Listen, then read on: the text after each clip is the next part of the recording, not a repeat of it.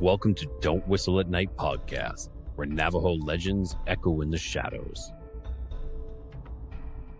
Darren and Dawn will guide you through the sacred fire of native storytelling, where the old stories breathe, the unknown walks among us, and voices, long hidden, rise to be heard. And remember, don't whistle at night.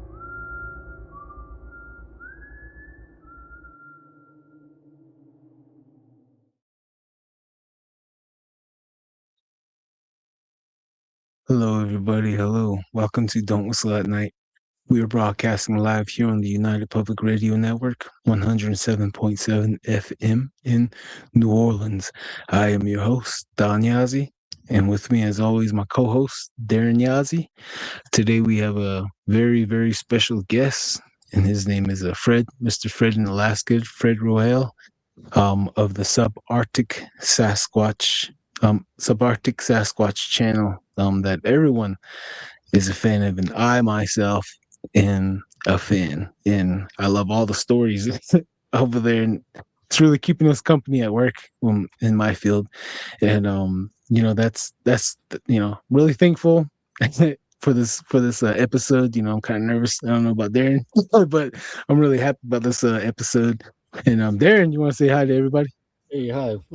What's going on, everybody? Hopefully, you guys are all staying warm. We got this Arctic blast going on, so sit close to the fire, and prepare to hear some stories. This man that we have on to, he's a really good character. I've seen a couple of his videos, and tell you the truth, I fell asleep on one of them, and I could hear the story, so I just had a whole dream of it. So I'm like, oh man, like I had a little had the story playing in my head, and I had a dream, so dreaming of it. Mm-hmm. So it's all good, man. It's all good. That's what's up, man. Tonight we're doing the show a little different. We try to run it through the soundboard here, and we are having technical difficulties with Mr. Fred in Alaska, so we resorted to phone call. So I'm gonna hold the phone call up to the mic, and he can only hear me, and he can't hear anybody else. So remember, guys, I'm gonna let him cook. I'm going to let him tell his stories. And if you guys have questions, please put it in the chat, and I'll ask him these questions in between the stories. And we'll just be little kids here and just sit around the fire and let our elder tell us a story type of deal. And I hope you guys all enjoy this very special show as well. Every Sunday is a special show. Well, before we get started, let's say hi to the viewers real quick. See here, Javon Koshel 24/7. Good evening, Don and Darren. Hey, Koshel, thank you, brother. What's up? AZ Lyman 47. Good evening, brothers. Don, Darren. Hope all is well. Excited for this Alaska show. Hey, me as well. AZ Lyman, me as well. Vet Girl 84. Hi all. Hey, Vet Girl. And the reminder here, I just caught myself here. If you caught us with the last show, Mr. Sean Kelly, or my brother, Mr. Sean Kelly's Into the Night, and you're joining us and whistling into the night with us, thank you. And welcome in, everybody. And everyone say welcome in the chat. Everyone be friendly with each other, please. There's no division here. We're all family here at the story time. And I like to say it. That's all. Okay, Pavlos, you gents are the cure for Sunday blues. Hope everyone has a great week. Oh, likewise. Thank you for the kind words, right, Darren? Oh yeah, man. Been called a lot of things. That was one of them that just caught me off guard right there. So, genuine smile for real. Oh yeah, thank you guys.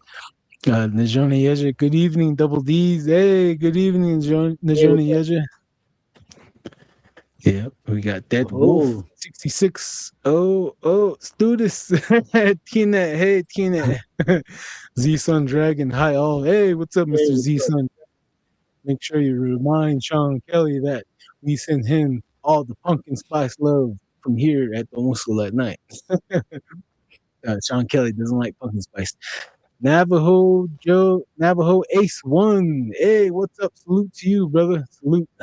AZ Lion 47. My show was the bestest of all. Definitely. Yeah. Definitely. True to my tribe. 0918. Still no snow. No, ma'am. Oh, No. over here. Cosmic Voice. Hey, alien time for sure. Dead Wolf 66. Hey, all right. We caught up with everyone on the comments. Darren, any final words you want to say before we bring Fred to the microphone? Oh, check up on your elders. Check up on the older people out there. There's a lot of snow. And it's getting pretty cold out there. So call them, check up on them. I'm pretty sure they would like to see you guys. So wherever you guys are. Oh yeah. Yeah. And Definitely. Yes. Let's go, man. Let's get this show rolling. Let's bring on the guest, man. I'm kind of excited too. Okay. Let's do this. K-Native guy, hello. We're just getting started right on time. Okay, Mr. Fred, can you hear me? Me now? Oh yeah. You're on speaker and you're on the microphone right now. If you can say hello. Yes, sir. Can you hear him, Darren? Yeah, I can hear him. Okay. Yep, Darren can hear you. Yeah, say hello to everyone and you can start telling your story wherever you want, Fred. So you've been on and glad for having me on. Appreciate it. Roehl from Bristol Bay, Alaska, Dillingham, small fishing village, and I'm a Curyung tribal member. And in remote Alaska, I was raised with the subsistence lifestyle. Like going to the grocery store was like going to Disneyland, and it was different. Looking back on it, a lot of people assume that when you raise subsistence lifestyle, it's the whole tribe gets together and plan a massive hunt and stuff like that. And that's not the case. It's individual families. You're out and about, you see a spruce grouse, you shoot it. You have it for later on for dinner. Porcupine or what have you. It's been romanticized by a lot of people, but it's rough and tumble. It doesn't get more real. You get desensitized to, death and butchering animals and all that at a very young age.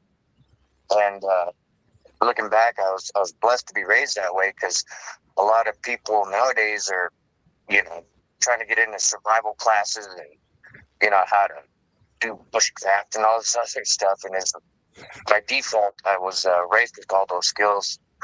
Thankful for that. But, growing up in a village, close-knit family, a lot of things were done together as a family. And we're from an oral history. And, there's something to be said about that because we're losing it. A lot of these younger kids they just don't respect the culture that they're from. And they're not holding on to the old ways, so to speak. They're shunning their culture through, social media and all this other kind of, crap. It's a shame to see because, being from an oral tradition, with all the elders dying, we're losing it little by little. Everyone has their own piece to add to that oral history, and they're passing away, and people who they could pass it down to aren't listening, and it's really sad. And I just encourage all those listening from that type of background, oral tradition, pay attention to what your elders are saying, because if you don't, when they're gone, your culture's gone, man. You can't take it for granted. You got to be a part of it. And I turned my back on my culture, in my mid-teens through early 20s. Just school, living out of state half the time, and all that. I didn't realize exactly how rich of the culture I came from, and it just seemed backwards. When you live in the city and you chase all that glitters is not gold kind of attitude. you can really lose out on a lot. So I encourage all those who are listening, if they're young, pay attention.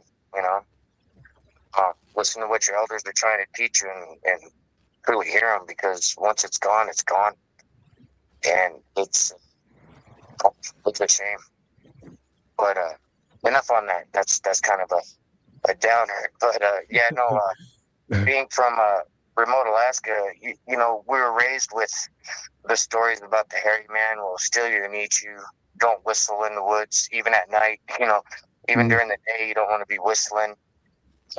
And always pay attention to your surroundings. Don't go anywhere alone, because I mean, you know, the hairy man will steal you and eat you. And you know, when I was little, I used to think I was a savvy kid, so I was like, they just don't want me in the woods working on my tree fort. You know, I was a hard-headed little guy, you know. And so 1983, my Aunt Lucy was watching us, because us younger cousins, we were still too little for fish camp yet, you know. And so, you know, one relative would watch all us little hellions that were a little underage before we were, you know, big enough to go help at fish camp, which fish camp is, it involves, you know, gill net, setting it, pulling it in, pulling the fish, processing it, letting it, you know, smokehouse stuff, jar it, just, you know, preserving stuff for the winter to come. But anyway, so in 1983, I thought, they just don't want me working on my tree fort. And I had this old fish brailer, which is like a cargo netting, you know, and I had it nailed up in a tree before with the help from older cousins, and I wanted to go work on it. So I snuck away.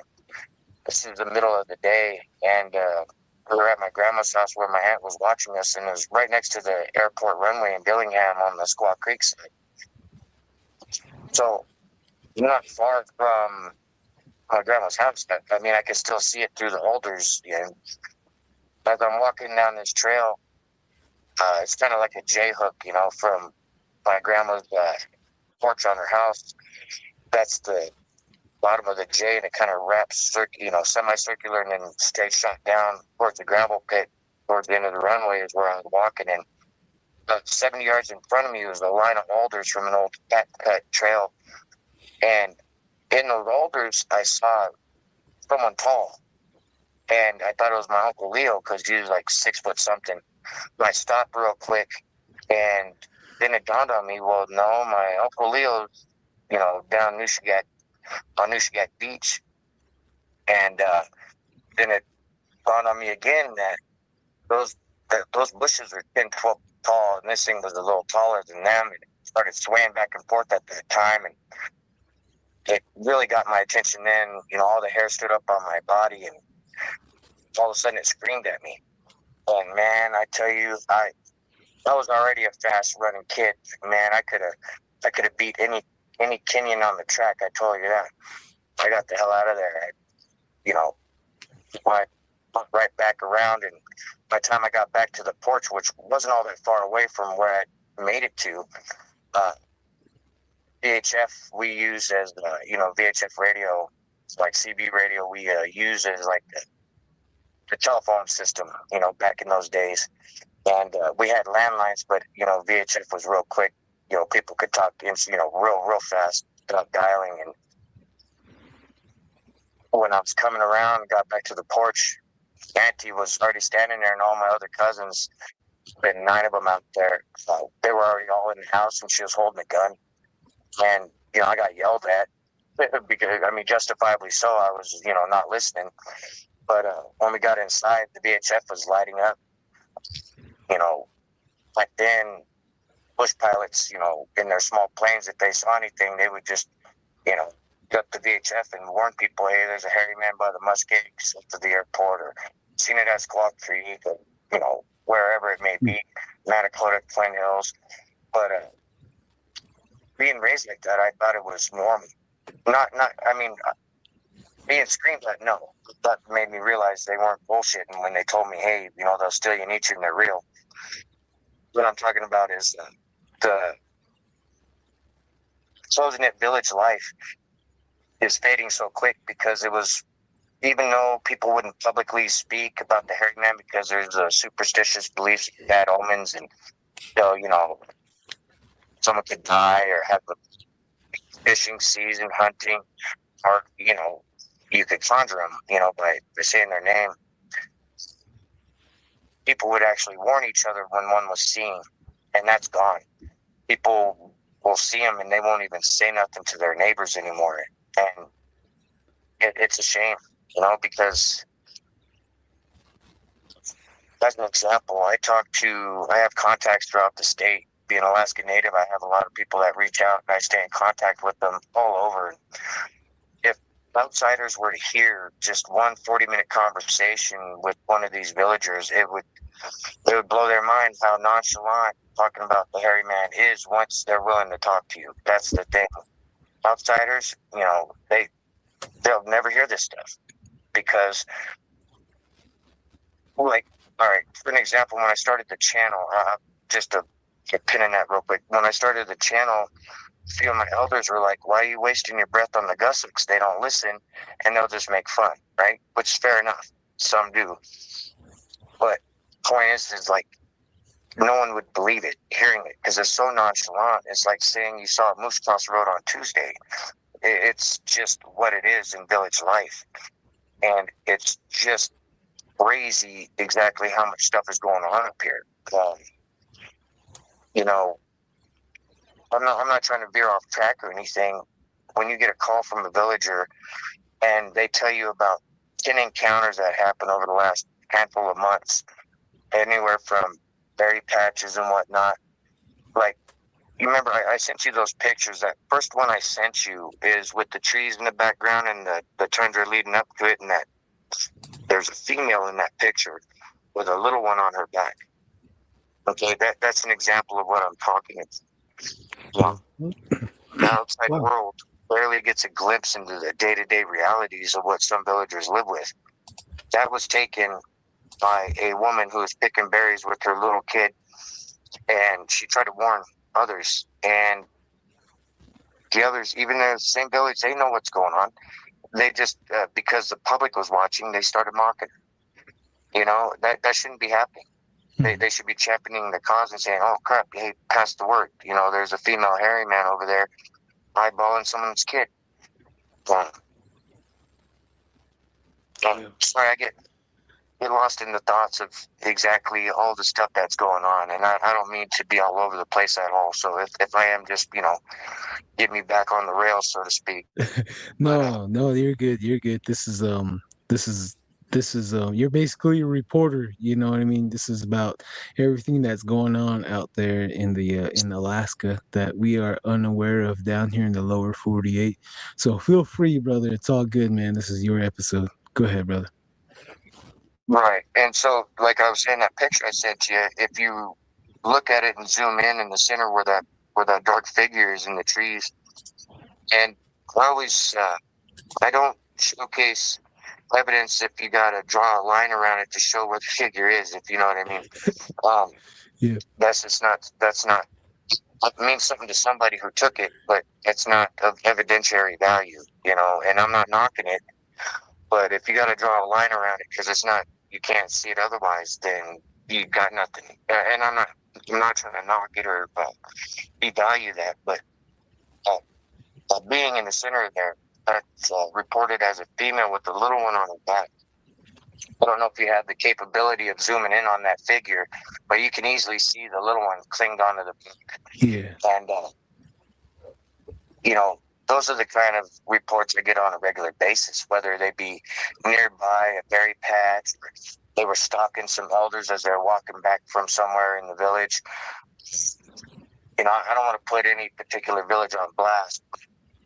There's so many that have occurrences on a regular basis, whether it be outright harassment, a Sasquatch or a hairy man trying to take a kid or a woman. Wow. It's unreal. It happens frequently. And with, it being Alaska, we have a crazy problem here with 500 to 2,000 people go missing every year. Okay, and since they've been keeping track since 1989, over 20,000 have gone missing. Now, anywhere else, like, but you don't hear about it. You hear, shows, oh, missing in Alaska, but that's easy to chalk up to Hollywood nonsense if you don't know. The reality is they don't even showcase it on the daily news up here much, unless it's so outlandish of a missing person case or they're of some importance. You don't hear about it, man, and that's crazy to me because we have 780 some thousand total population throughout the state, in a state large enough that, man, you can fit 19 other states in Alaska, over 1 million miles of coastline. Like, Alaska's huge, it's vast, but we have a very small population. And to have that many people go missing every year, and powers that be don't even bat an eye about it, there's something wrong with that, And that was another driving factor for the channel, was to just put it on blood. I mean, grant you, on my channel, I don't sit there and continuously talk about the missing people. And the reason for that is I tried initially to kind of get context of the missing people and what's going on, who were they, where are they from, all that. But, when you get down to it, you only end up the missing person bulletin. And then when you reach out to the authorities to find out more, they have a go-to cop-out, which is it's an open investigation. They can't share any information. So it's like trying to add all that into the channel is just like an impossible hurdle. But with that many missing people, I felt, because of my experience in 2006, I needed to warn people to be like bear aware, I know some people watch the channel for entertainment. That's fine. I get it, because they truly don't know. They're fence riders, or they just like a good story, I guess, or whatever, even though they're real life encounters. And one of the main purposes is to keep in mind of the behaviors prior to a serious encounter. So if it be like an owl food whistling, pine cones being thrown, rocks being thrown, maybe someone who didn't have it in their wheelhouse before, they hear some of those stories and they realize, oh, wait, I remember hearing about something similar to this on that channel. Maybe it'll give them enough time to rethink where they're at and like get out of there before something traumatic happens. Yeah. Or they end up a missing person bulletin. Mm-hmm. It's anywhere else it'd be a public health crisis, man. Up here it's freaking Sunday, Yeah, wow, definitely. It's just wow. Crazy. I mean, grant you, Alaska does have a different bar set for extreme.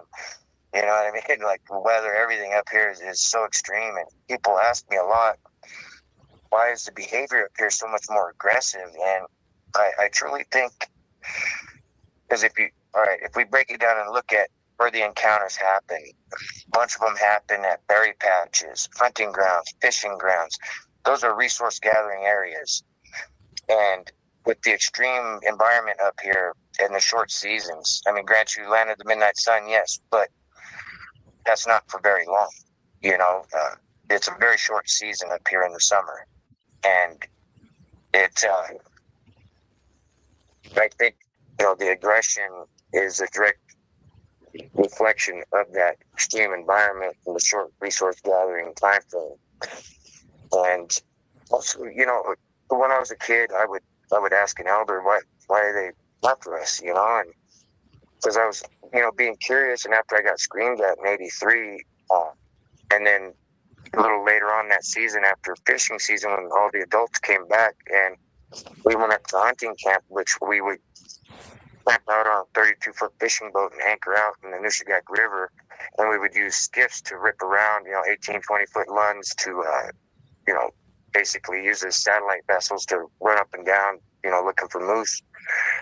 And we had an A-frame built on the back of this one particular fishing boat of my uncle's, and had a tarp drape. So with that A-frame in the stern, where normally you'd be setting your net, pulling net in and storing the fish in the holds, that would be the area where you'd hang your quarters of moose or caribou or what have you. And that same 1983, earlier that summer, I got screamed at. Fall, when we were upriver, when we were coming back from hunting, we were at Black Point, which is it's like the tidal zone of the Nushkak River, not quite the mouth of the river, but it's right where the fresh water meets the groundwater, you know? And so we ended up getting stuck on that 32-foot fishing boat in the gravel part. It was getting dark, you know what I mean? But it wasn't fully set up. Sun was just, and so there was like not quite twilight, but there's still kind of plenty of light. But got stuck on the gravel bar, and with the tide being out, they weren't going to be able to get that boat unstuck until the tide came back in. And us kids, you know, there's a handful of us, we're rambunctious, you know, we're just kids. And so my older cousin that was with us was like, I'm going to take the kids and I'll take them sport fishing, you know, grab their rods and reels and I'll get them out of your hair, because they weren't sure if the tide was going to go out more and the boat might list over to the side or whatever. So they were the adults were stressing on whether or not the boat was going to, you know, get tipped over and then get swamped once the tide came in. So, I mean, that's fair, you know. So we all jumped in the skiff and backing away from the fishing boat, and us kids are rammed loud, and we start hearing screaming, and it's the adults on the boat waving us back, right? I mean, we literally just started backing away from the boat, so we weren't that far, and we heard splashing, but we weren't paying attention. Once we got back to the boat, all of a sudden, us kids are getting yanked out of there, man, fast, and forced inside the cabin, and they said, get down in there. And when we get inside, looking out the windows, we heard the screaming. And so we're like, what the hell? Well, those kids start looking up out the window up on the bluff. And the river at that point, from where we were stuck, it was about 65, 70 yards to the opposite riverbank, which was the side where this hairy man was. But bluff was about, 65, 70 feet tall. It was somewhere in that range, right? And this, you could see it up there silhouetted, and it's screaming, and it was chucking rocks. But the rocks weren't like hitting the boat. They were just splashing around, and this thing was up there screaming, and us kids, we didn't know. We're like, oh, yeah, the hairy man screaming, whatever. You know, we're like just kind of checking it out, because it was real, but we didn't feel danger, right? Mm-hmm. And so as we're standing there, the adults are, of course, they're arming themselves because they knew better than us at the time, but all of a sudden that hairy man started chucking rocks at me. And this is a fiberglass boat, and one of the rocks hit and dented the side of this fishing boat, and then another rock was thrown and it busted through the tarp and hit one of the quarters of moose meat so hard it snapped off its line and landed on the deck. And that's when they're like, get them down underneath, you know, to where the sleeping area was. So we got sequestered down under there. You just heard the volleys of gunshots after that, and then you'd hear screaming. And then you'd hear the adults talking about, I stood back up. You know, I know I hit it. You know, I mean, these are subsistence hunters. You know, they're raised on one shot, one kill. So at that distance was nothing for them. And plus, some of them are Vietnam veterans. They, you know, they were well versed in using firearms. And, you know, the steaming and everything was going on for a while. You'd hear another volley of shots. You'd hear my dad and my uncles just, you know, saying stuff to each other, but it was kind of mumbled because we were down below. And the motor was running, so some of the motor noise was canceling out some of the stuff going on. But, you know, us kids sitting down there, it got quiet after a while, and we weren't hearing anything. And, you know, being still pretty young, we all kind of tuckered out and fell asleep. Next thing you know, I was waking up, we were pulling in the boat harbor in Dillingham. But, you know, things like that, you know. And as a kid, you just, man, it's life in Bush, Alaska. It's not a daily occurrence by any means. There's not a hairy man behind every bush, but you know and you understand that there's more out there than, you know, what you're told in the outside world. You know, same with my aunts would always warn us about the little people. You know, hey, don't wake them up. You know, that you wake them up, they'll steal your soul. If they're sleeping in the tundra and it's daylight, they're pretending. They want you to come and engage with them so they could steal your soul or take you and eat you. Damn. And I never asked exactly why everything wanted to steal us and eat us, but, you know, it was just one of those things, you know. And some things that, man, that should be one of the first questions, you know what I mean? Like, why do they want to eat me, man? And if they do, I hope I'm gamey and buff. They got to cook me for 8 hours, you know. But it's one of those things. It's kind of hard to express when you weren't raised that way. And I had Miss Hillary come on. It was Voices from the Village #2. I interviewed her. She didn't want to be on camera, which was okay. I understand. But she expressed how it was for her in the same village. I grew up with her, but each person is told something different. We're under the umbrella of the hairy man, little people, Fishtaka, hell wolves, all these, all these supposed cryptids. We all live in the same village, but it's not like we have a big meeting in an auditorium or something somewhere and all discuss it. It's individually handled within the family. And I brought her on to showcase how that actually works. And so she shared what she was told about the hairy man when she was little and the little people and all that. And, everything is very, very similar. If there was an area we knew the hairy man hung out a lot, the kids knew it. Everyone knew where not to go, whether it's bluff south of, Ekwok or what have you, near Stuyahawk. There's another bluff about a mile out. I've had several people work out of that village, doing remote work. And I told them, when they're going, because they'd ask, advice on how to interact with people. I said, just be yourself. Don't act better than anybody. And, once you get to know the guys, then ask, And each one of them, they were told, hey, that bluff over there, about a mile out, the hairy man lives there. We don't go there. There's all sorts of things. And remote village life, man, it's hard. There's a lot of abject poverty. There's a lot of alcoholism and drug abuse and feeling of no way out and no future for a lot of these small villages. And it's a shame, because I think a large factor is losing our way and losing our culture, and too much reliance on the outer world for any validation or just, cultural rights being lost little by little. Yeah. Right. I had some snow slide off the Tahoe over the windshield, and it stifled me.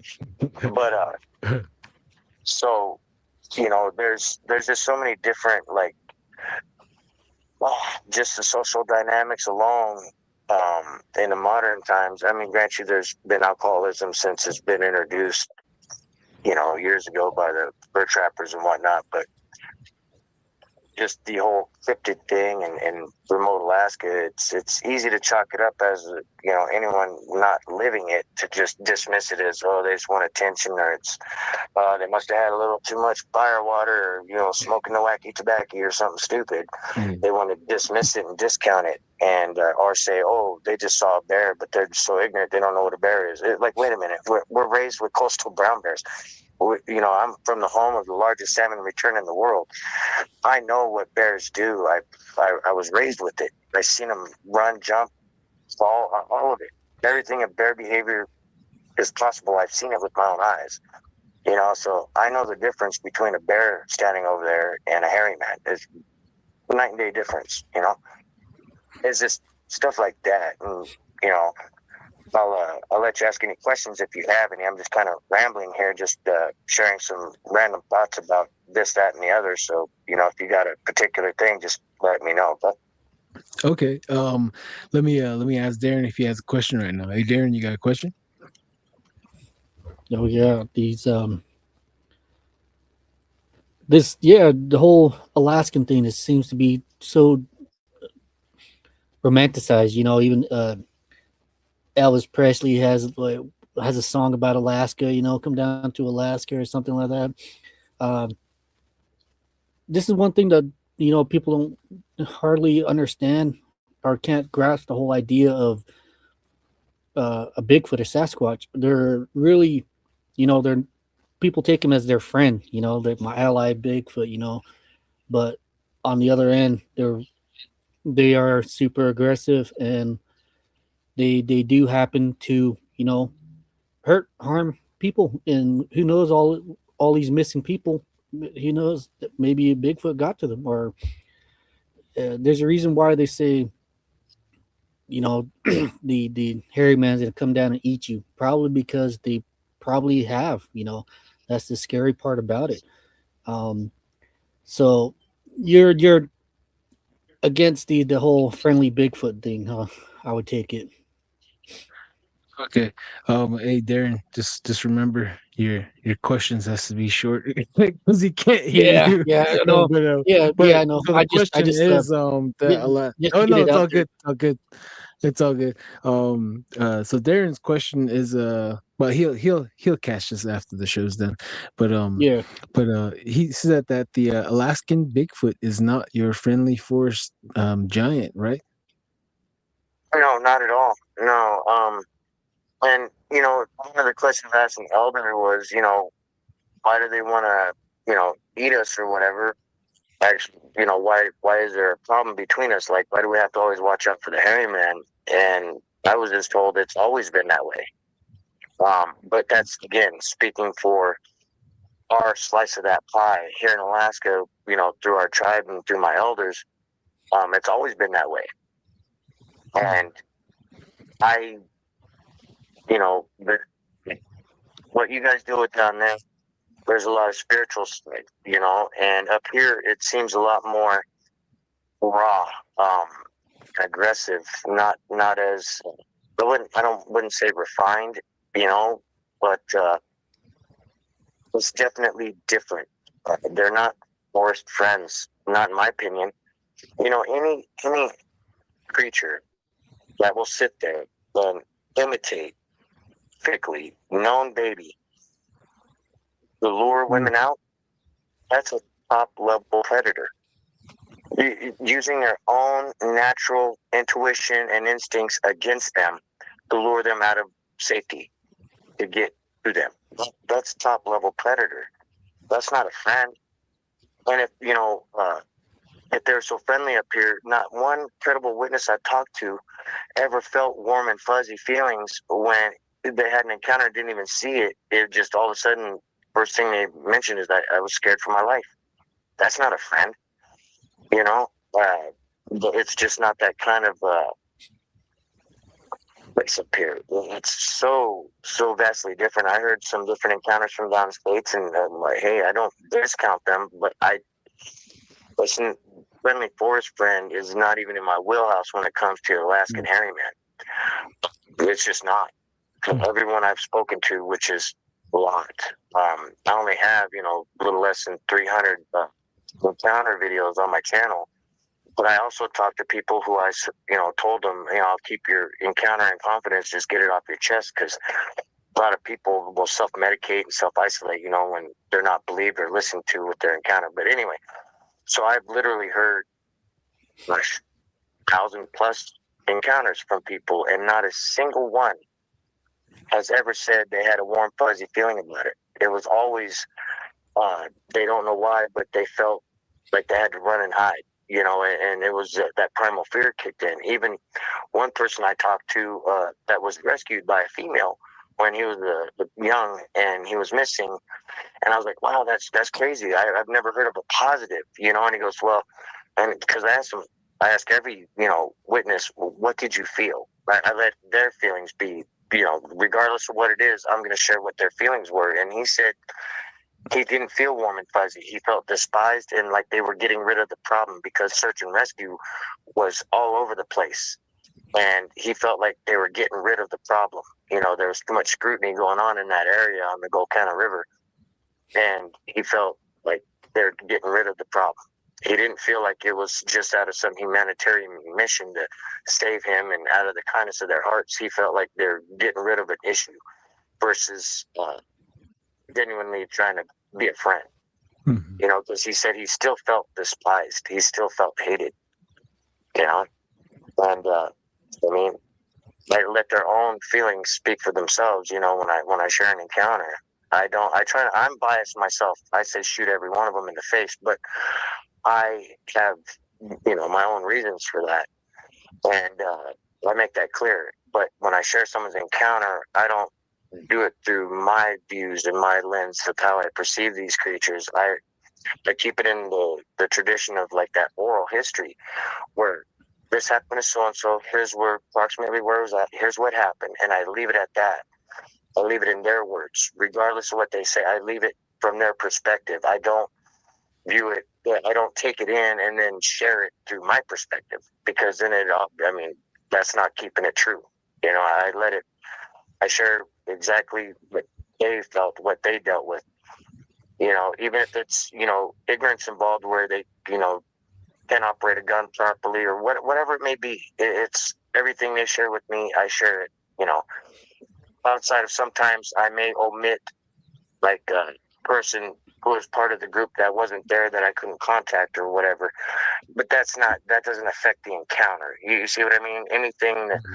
Anyone who comes to me and, because I got to talk to them several times to get everything down, to get all the finer details. But if anyone comes to me and there's drastic differences every time I talk to them about the encounter, that they get dismissed and blocked. I don't have time for them, because the truth just rolls off the tongue. You don't have to do a bunch of and then backtrack and bounce around, and it changes every time you're just talking about it. That's just doesn't ring true. Now, grant you, sometimes after the first phone call, there's things once someone's actually being heard, they may have forgotten little nuances about it. They're like a scream in the morning prior to whatever happened. Little things like that, I totally understand, because a lot of people have held in the encounter for so many years because of fear of ridicule, that once they start unpacking it, little things come out later. And that's no big deal. That's natural. But the encounter, the way it laid out chronologically and everything like that, if it bounces all over the place, I won't even showcase it, because obviously there's something going on there, Yeah, definitely. Let's gonna go to the comments right here with what people saying real quick. Some saying hi, but if there's a question, I'll definitely read it to you. Okay, a native guy, native guy, thank you. Yeah, Mr. Show, you're right on time, bro. Stoked says hello all. Annette Minich, hello Annette. Little Wolf C, hi Don and Darren. Hey Little Wolf. Hey, what's up? Anthony Sanchez 1420 says hello guys from Yakima, Washington. Hello. Yeah. And then Tyson Lolito, how's it going, guys? Not too bad, Tyson. It's story time, man. We got Fred from Alaska here telling the stories. He can't really reach us on the through the internet, but we got him on the phone. So remember, guys, if you guys have any questions, go ahead and lay it out on the chat, and I'll relay it to him. You guys. Maddie the Baddie says hello to all. Hey, Hope you all stay warm during the show. What's up, Maddie? Thank you guys for joining. Thirsty 86. Oh yeah, Bigfoot. BCast 33 says 100% agree. If you have to outline your photos or videos trying to explain what you're looking at, probably pareidolia. I agree. Definitely. Yeah, it means a lot more to the person who took it. Because, not being there, I don't know, some judgment on that. Evidentiary value is a different thing than, meaning something to somebody, Yeah, for real. Right. I agree. Hello, Transource Rex. The Net Warrior 505. What's up, The Net Warrior? Crazy Coyote 1313. What's up, Crazy Coyote? Owl 131. Hello, Owl. Miss Jamie Begay 1097 tuning in from Hurricane. Hey, what's up, Hurricane? Crazy Coyote 13 says, yep, Alaskan Bigfoot are responsible for multiple Air Force pilots getting MIA. They crash out there, search and rescued with just fine remains. They are the reason military kills them on military bases. Oh, what do you know about that, Fred? Can neither confirm nor deny such things. When it comes to military stuff, I definitely feel that there's a lot of people that they're responsible for being MIA. And, that's another reason for the channel is just awareness, because, man, it's hard to put into words. There's a different energy up here, a different different vibe. Once you get out in remote Alaska, even if you got a personal locator beacon and EPIRB, if you're in remote Alaska, you're 16 to 32 hours from rescue if the weather permits. Otherwise, I mean, it's not a guarantee, you know. And yeah, it's nowhere you want to be lost and alone. I tell you that much. And I always tell people who want to come up and go backpacking around and all that, don't go alone, and don't take your personal safety for granted. I've come across people who think bear spray will be enough. Well, I hate to break it to them. That works in maybe 7 out of 10 encounters with a bear.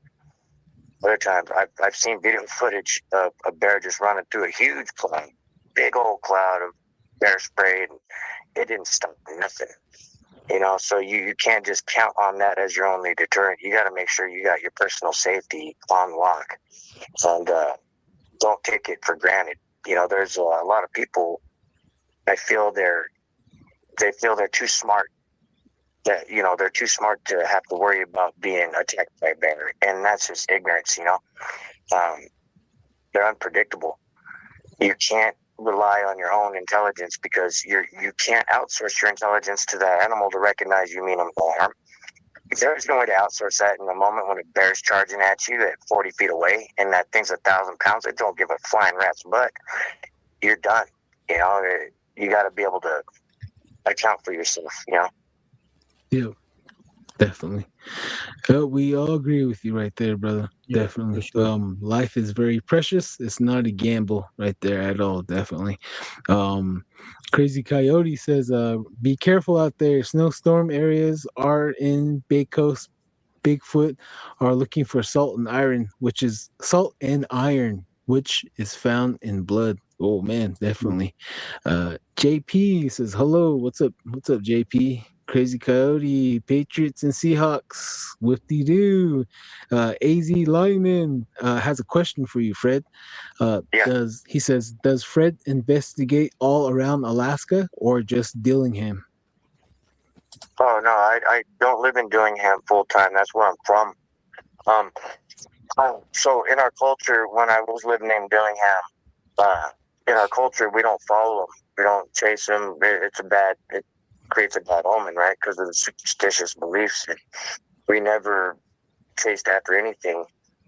Since I started the channel, though, it probably accumulated. When I bought this Tahoe, it had under 70,000 miles, and my Tahoe now has 170,000 miles.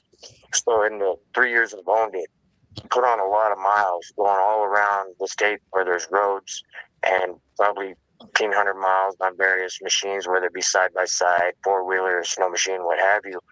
I do go all over the state. However, logistically flying within the state of Alaska from like Anchorage, which is south of me from where I live. I currently live in Wasilla, and that's just north of Anchorage, about 30, 40 minutes. And it's the Matanuska Valley, and there's about 40, 50,000 total population out here. But investigating, I do. But only when it's connected to the road system, because trying to fly in-state, like if I wanted to fly round trip back home to Dillingham, man, I spend just as much flying to Hawaii and like twice, 2-3 times, you know. It's insane what the logistical cost of getting around Alaska is.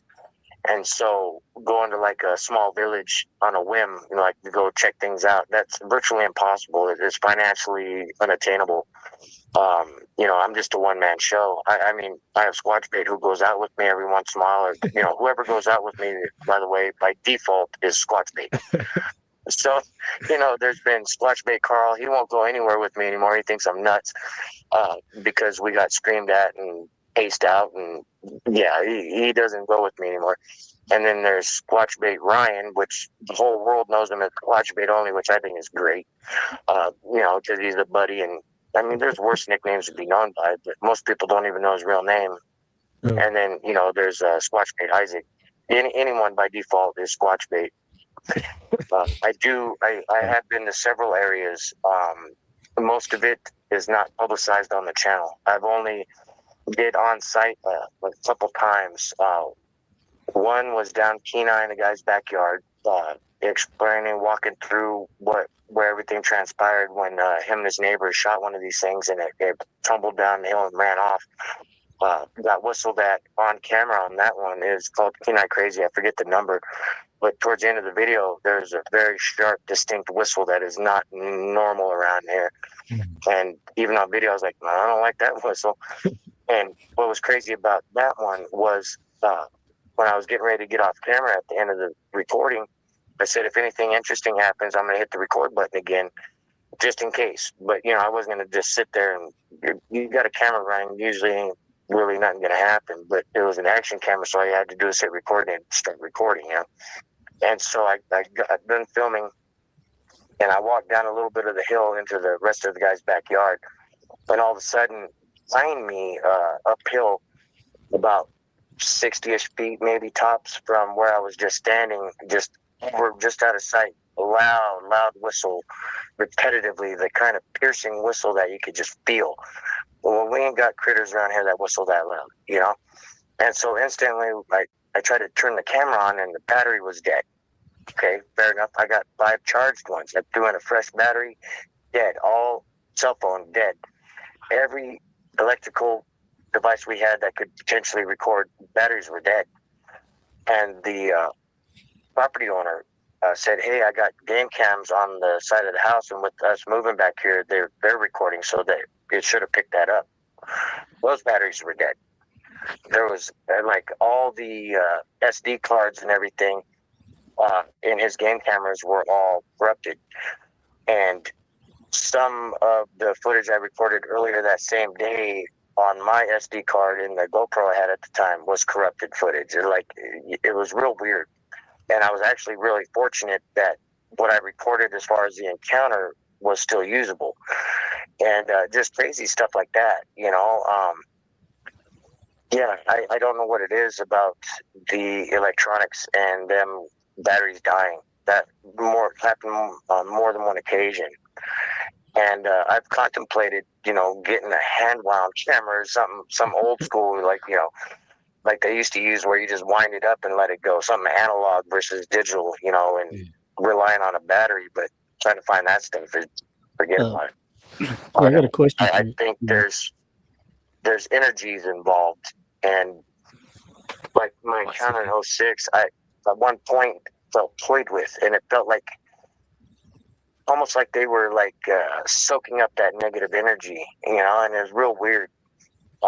Again, that's just my own feelings on it. I got, outside of my anecdotal, experience, it doesn't have any evidentiary weight or what have you, but a lot of the encounters that people share with me, it really feels like that, and there's got to be some spiritual law of some kind that we've forgotten about, in relative safety over the years, where these things can't cross thresholds. You would think, like with my experience, they would have just smashed the place and snapped me and a bunch of other different people, but it's like they can't cross the threshold of an inhabited domain or something. It's real weird, even though they easily could. They're so massive up here. They're humongous. I'd sent you a series of pictures. That second one down, I believe it's standing there across a little creek, right? And it's a nighttime photo. You can still see it. Oh yeah. I pulled it up right now. But real quick here, Darren had a question for you. Darren, go ahead real fast. So, what's your take on the whole paranormal side of Bigfoot? How do you perceive? Yeah, how do you look go ahead, at Darren. it? Sorry. How would you look at it when it comes down to Bigfoot? Okay, he said that what's your thoughts? What's your views on the paranormal Bigfoot, and how would you go about it, and your thoughts on that? Like with the malfunction with the battery and the SD cards, because far as I know, this is my thoughts. What I know is that the skinwalkers, witchcraft, they have the ability to do that, and this is the first time hearing Sasquatch doing something like that. It's pretty wild. But yeah, go ahead, Fred. So I haven't personally seen, outside of the camera issue and stuff, I haven't seen anything that would give me the impression like a skinwalker. I've heard some of the skinwalker stories and stuff, but I mean, I was unaware they affected cameras too, but it's happened more than once as far as like influencing the camera and electronics. However, one time down on I was in the Copper River Valley, a little place called Kinney Lake, Miss Carol's place. This poor lady, her husband ended up dying. He's buried on the property. She's vulnerable and alone, and the harassment kicked up, right? She started getting harassed shortly before her husband passed when he was in a vulnerable state, compromised, couldn't really defend the place, right? So they were getting hairy man activity, things being thrown on the roof, pounding on the walls, just general harassment, nothing like trying to break in the door or snatch anybody per se, but it was a regular harassment and terrorizing for her. She's 80 some years old. Well, we had been down there a few times, showcasing the environment and place, but of course with her blessing. And on our third trip down there, it was me and Ryan, Squatch Ryan. It was not midnight sun type of daylight yet, but it was 11:15 at night, but it was like dusk, right? So plenty of light, but once you look into the trees, it's pitch dark. It's real shadowed, and you can't really make anything out in the trees, but with the light enough in the sky, you could see any open area. You can see clearly across the driveway and outhouse and all that. Well, I was sitting across from Miss Carol, and where I was sitting, I couldn't see out into the living room out the front window. But where Miss Carol was across from me, she could, and she was got this weird look on her face, and she's kind of moving back and forth, trying to figure out. I was like, "You okay?" She's elderly. I didn't make sure she wasn't having a stroke or something. I don't know. But she goes, "No, I'm trying to figure out where that light's coming from, but I don't have anything that color on in here." And I was like, "She goes, come here and sit here and look out and see if you could see it." And so we switched seats, and I sit down and I look out the window, and I immediately see it. It's about 15-ish feet, roughly, away from the cabin, and it's just towards the top of the window from my perspective, right? And at the same distance up in the air. And I was like, "What is that?" And so got up, and I immediately grabbed my 45 and stuck it in my pocket. And I didn't even think of the camera. It was like, what is it, right? Like, because it wasn't an obvious hairy man, and I had never dealt with orbs before, right? So I walk out the door onto the little steps that lead right to the driveway there, and as I'm standing there looking at this thing, it's like a plasma ball. It's like a salmon colored, that peaches pink kind of color, but plasma is like swirling around, but it's stationary, but the plasma shell or whatever itself is swirling around, but there's something defined in white inside, real defined. And I was focusing on that after, of course, taking a quick look around to make sure I wasn't being lured out, And so I'm watching this thing, and it starts moving to my left, and it's staying about the same height and distance away, and which is not quite across the driveway from where I was standing. So I paralleled it slightly behind it against the cabin, because then that way nothing can get behind me, And so as I'm walking, I'm trying to focus on what this, because whatever white was in there, it was very defined, but the way the swirl of that plasma type material or whatever was moving, I couldn't make it out. And I was just trying to get a glimpse of exactly what is that. And so as I'm moving to my left with this thing, it reached the point to where it got near the outhouse, right? And it only moved about 20 feet, 30 feet tops from when I first saw it and came out the door to where it stopped by the outhouse, right? So I stood. And it just so happened I had about 5 feet before the end of the cabin wall where I was paralleling it, right? And again, I took a quick look for my safety, to make sure nothing was trying to keep up on me or whatever. This thing started erratically moving pretty quick, but it was moving away and trying to move into the woods, right? And so I kept the same distance from it as it was moving away as I originally kept. Once I got to the outhouse, I stopped because this thing started shimmering like you would see tinsel on a Christmas tree, right? Started shimmering like that, like a cat lure, and started really erratically moving and bouncing around like it was trying to lure me into the woods. Hair stood up on my neck. I pulled that pistol out, and I was like, "What the hell?" And I started looking around, and I didn't even notice. Squatchbait followed me out, and he had an XBL rifle, AR-10 basically, but all custom. And all of a sudden, he was like we should go inside now. And it startled the shit out of me, or crap out of me, excuse me.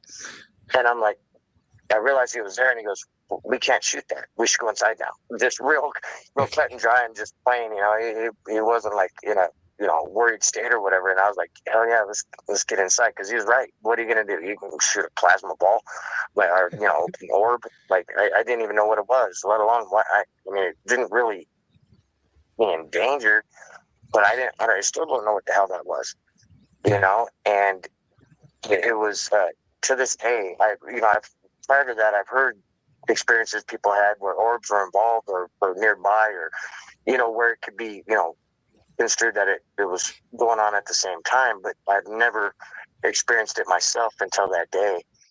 And that was not unique to me. She goes, oh, that happens all the time. Oh, it was the orb. And she goes, they're usually smaller and just red. And I actually, wow. She sent me some security footage of that actually happening. This red orb comes out of the woods, goes along, and it's something moving on its own power, doing it whatever it was doing. But there's video footage of some of those that happened in the same spot. But yeah, it just the paranormal aspect. I like, people would ask me, oh, were they outright evil? Like my experience in 06, and I was like, well, when we went out the door, I didn't see them dancing around a Ouija board before they attacked. Yeah, you know what I mean? Like, there was no portal that they crawled out of. I didn't see that myself, so I have no reference point for that. Mm-hmm. And so the paranormal part, I can't discount it, even though like the camera aspect of the batteries dying, I still can't explain that. However, something happened. I don't know if it's magnetic field related. I don't know if it's that energy. I don't know, but if I don't know if you've seen a map of ley lines. However, it seems like they're very prevalent in places of like gold mines and copper mines and, ports, where these energy conducting materials seem to be. And I have a theory that they're, the energy involved, a lot of these encounters happening in these areas, I don't know if it potentially like an energy they draw from. I still don't know. I haven't worked that out, but it seems odd that so many of these encounters happen around these ley line areas or areas of like gold mining. Through history, there's been a bunch of different accounts of, Prairie Man being involved. And, going back in the history, and even in the modern days, like in 06, we were going up to Prospect. It was a gold mining area, so it's like, even on the Mulchatna River, there's people that go gold prospecting there, Harris Creek. So many encounter locations involve gold mining as well, even down in Hope. They got gold mines down there, up in Ruby, up off the Yukon River. Man, Nome, outside of Nome, Bering Sea Gold, they got that Discovery Channel show or History show, whatever the hell it is. But anywhere there seems to be all these gold deposits, the copper, the quartz, deposits with both in it, seems to be an area in which there's a heightened, not the only areas, but seems to be a heightened amount of encounter activity. And it just makes you wonder, because those are energy conducting materials. I wonder if that has something to do with it. Yeah. Man, one of these days we'll find out. But maybe tomorrow, maybe when we go up there, if everything works out right. Definitely, I would like to see. We'll send you first and let you report back. Oh yeah. Someone in the comment sections are like, Chubba Yazi Sasquatch bait. Right? Yeah, Chubba reporting for duty. Oh man, heck yeah, man! That's one hell of a way to answer that question right there. That's right there. That's a good way to answer it. Let me read some of these. Go ahead. Yeah. That's a more fancier way to say I don't know, but I seen some crazy things. You know what I mean? And I seen crazy things as well. You and I both, and then. End of the day is I don't know. I don't know how that happens or how it came to be. I just saw it. But definitely agree with you right there. Let's see here. Okay, let's see, read this question here. Okay. Post bankruptcy Malone says, just got here, but I heard but I heard and understand all too well about the isolating and self-medicating part because it's not known who to go with. My own experiences. Chains up, everybody. Oh yeah, man. Yeah, we're all here for each other, you guys. You guys want to talk about something crazy, just Darren and I, we'll always give it ear. Then that Warrior 505. This is T. Had to update my screen name. How's the new name? Sounds double D. Sounds good. Sounds good, T. Sounds good. Yep. The Cedric Willie. Hey, what's up, buddy? Sorry I'm late. Hey, what's up? It's all good. Darren and I are here holding down the fort. Yudja says Sasquatch bait, and she does a laughing emoji. Yeah, you might have to dress up like a female Bigfoot like they do in those Looney Tunes cartoons here in a bit or so. Put you out there in the woods. Yeah, for real. Before we read that question, because it's going to go into little people, but Fred, could you tell us about this night vision picture of a Sasquatch? The one I just mentioned a minute ago? Yes, sir. Yeah, it was taken, it was a camera phone of someone's computer screen, right? So that came from back home near Snake Lake. And the encounter that had happened before that picture, this husband, wife, and child and their dog, they were down there camping, right? And this is remote Alaska. You got to fly into Dillingham, which is remote. You can either get there by plane or boat. It's not, there's no roads there, but it's remote. Then they went further remote from there, up to Snake Lake because, they're from there and whatnot. I don't want to, put him on blast. He had his encounter he put up on Facebook briefly, but, he took it down because for whatever reason. But so this guy, his wife and kid and dog were out camping, and they'd been there one night, and they couldn't sleep well that first night. They just kept feeling something was off. And well, the next day, his wife was just taking their dog for a walk, and she had a firearm with her, in case of post. And they weren't far from where they were camping, middle of the day, and all of a sudden the dog takes off into the brush, and it sounds like some kind of tussle, right? And all of a sudden, the dog comes running back and stinks real bad, and it was like this greasy kind of film on it, and with the sounds that this creature was making, she got startled, and they retreated back to camp, which wasn't far away, and they were trying to wash this dog because it stunk bad, and this grease just wouldn't come off even with Dawn dish soap. It was real greasy kind of material. They're trying to figure out what the hell. Then all of a sudden they saw it in the tree line because their son got their attention. His son was little, just under 10 years old, what have you. They said, "What is that? What is that?" It's right there. And they all look, and they see it, and the dog runs into the tent. They all retreat into the tent together, and they had the firearms, and they're like, "Cat, we shouldn't have cornered ourselves in the tent, because now they could hear it moving around the tent."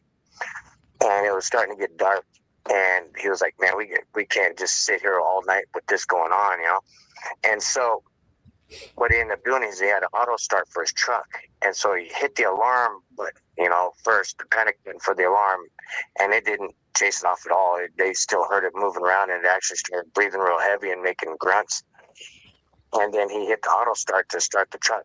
And, in hopes that would do it and chase it away so they could brake for the truck, jump in, and get the hell out of there. Well, it was after about 10 minutes of the truck running, it goes quiet. So he peeks out with a flashlight and a gun, and he's not seeing anything. So they all make a break for the truck together, son and dog in there, wife all jump in the driver door. He jumps in behind him and puts it in gear to leave, and he's gunning it, and this thing ain't going anywhere. It's a brand new F-150, and it's just peeling out. It's not doing nothing. And his son screams, and that's when he looks up in the rear view because he hit the brake like what the hell? Something ain't right. And he's looking for his little 4-wheel drive switch and all that. And I mean, it's hysteria. It's chaos. And looking in the rear view with the brake lights, he noticed the reflection of this thing holding onto his bumper. And then he like, of course, put it back in drive and done it again. And it still wasn't able to really move. It was dragging it a little bit, but, even in 4-wheel, he wasn't really making much progress, and it hit the brake and honked the horn and gunned it and was able to, do enough stop and go to break free. And peels out onto the road and was like, holy crap, you know, and everyone was okay and everything. He goes, you know what, I'm going to circle back and get a picture of this thing. And that's what he did. He circled back and it had crossed this little creek and was about, I don't know, probably 30, 40 feet at the most from where he had stopped the picture. And it was reported 12 foot tall, almost 6 feet wide. And you could just look at the photo. Yeah, that thing is massive and didn't give a crap, you know? Yeah, and so it's like that, you know? That's kind of what Alaska could be like at times. And also, gosh, there was, how many photos did I send you? Like 4? Right? 5. Yeah. Yep. 5 photos. What was the photo below that one? Oh man, I downloaded all in order. So I got one picture of the big guy, like a blurry photo, him standing with the smaller trees, like really wide guy, dark figure. Tell you about that. Okay. Screenshot. So up off the Curyung River in the interior of Alaska, Yukon Delta, Kuskokwim area, and these miners flew in on helicopter because, you know, to stake a claim on a mine, they have to have certain requirements by the state, you know, to claim it. And so in the video footage, this guy lands in a helicopter and walks over. And in the footage, you see him walking, and he's just doing his thing, you know. Helicopter landing, they really typically don't have to worry about a bear, so he wasn't overly worried about wild animals, you know.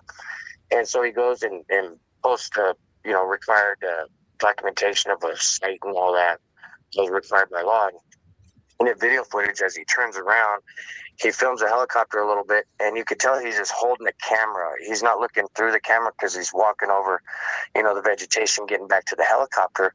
But in that incidental footage, that thing was in the background. And in the footage, you could see it move.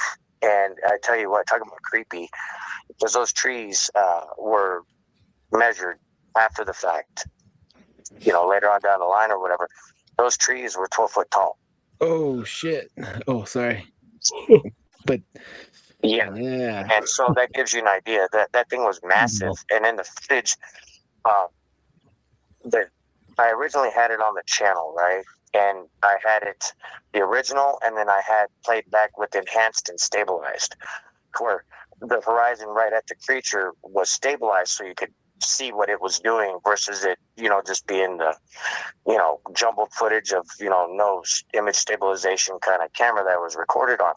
Well, in the stabilized version, you could see this thing duck down a little bit, and it's actually holding a piece of tree in it would be its left hand.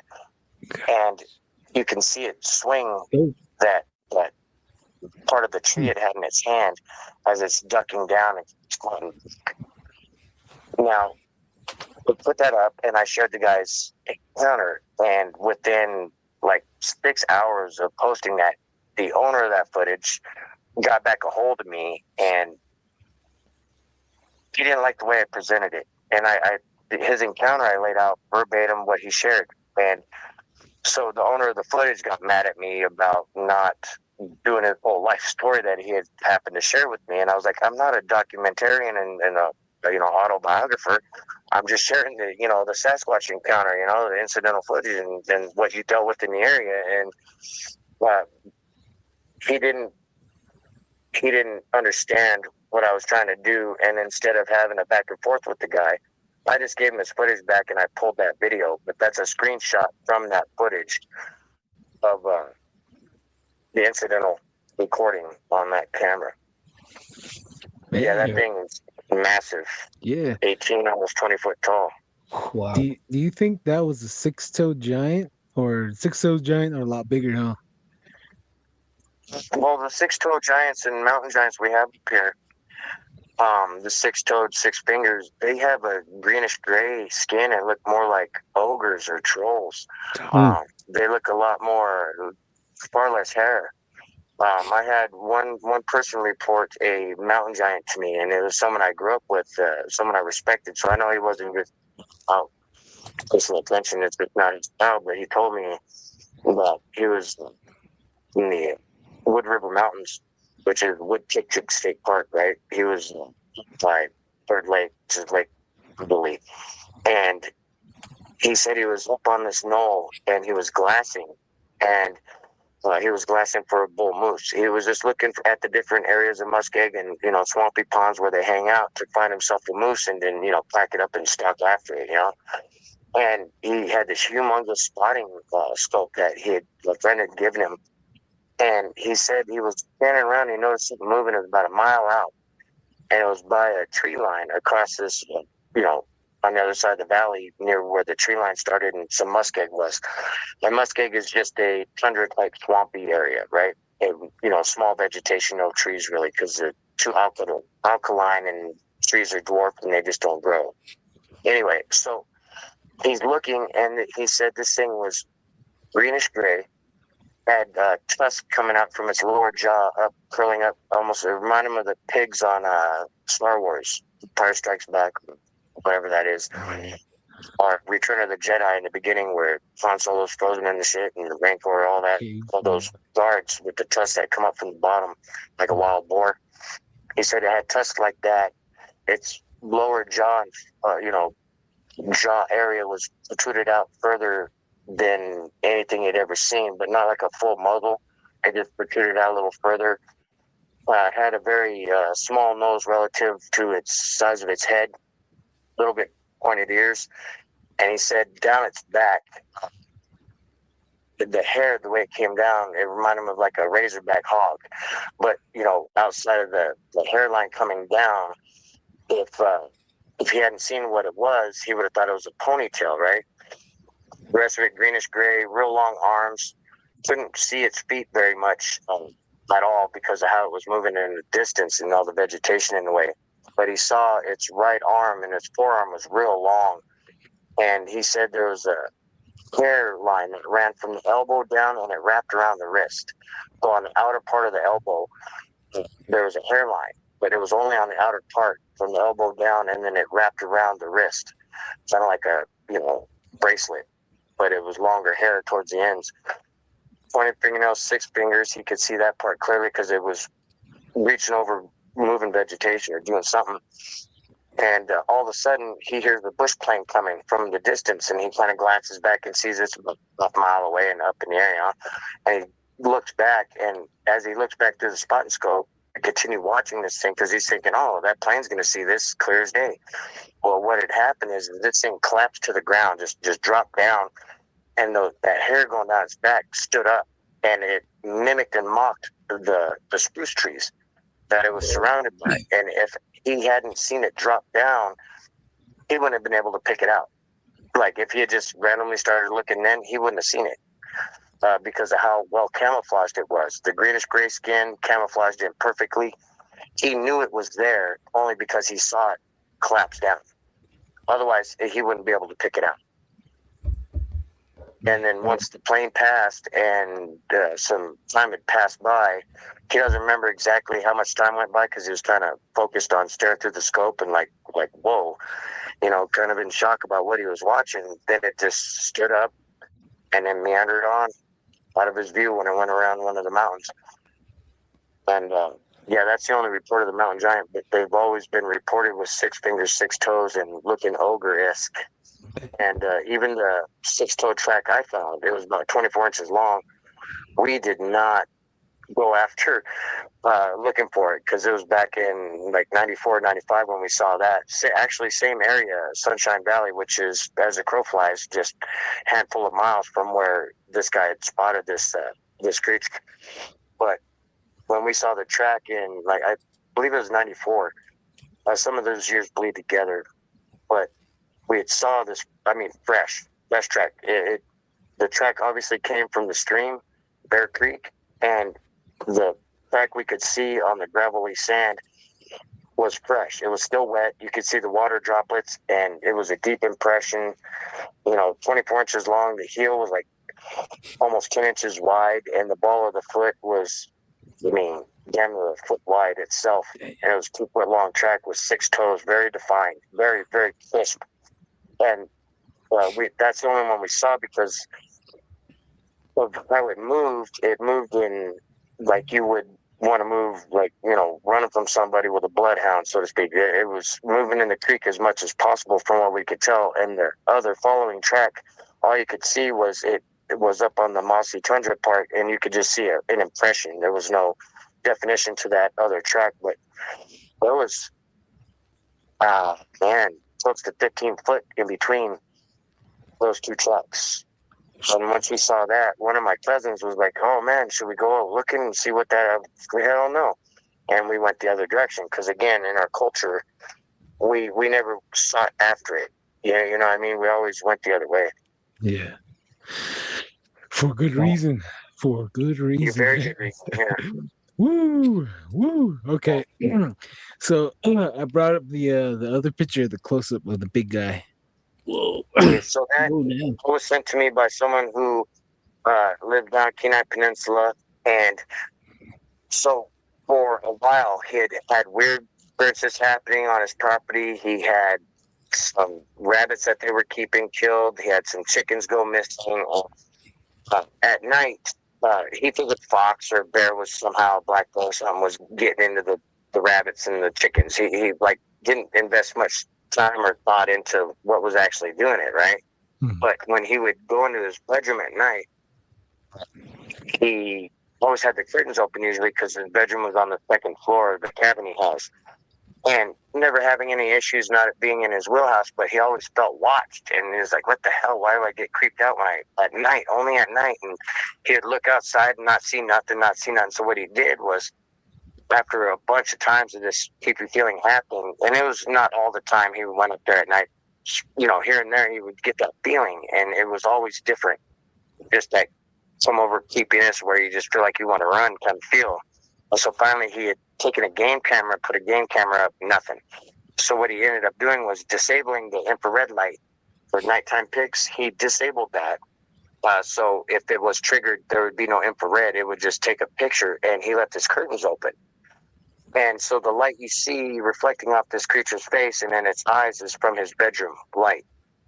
And he went in there, got the creeps, and left the room.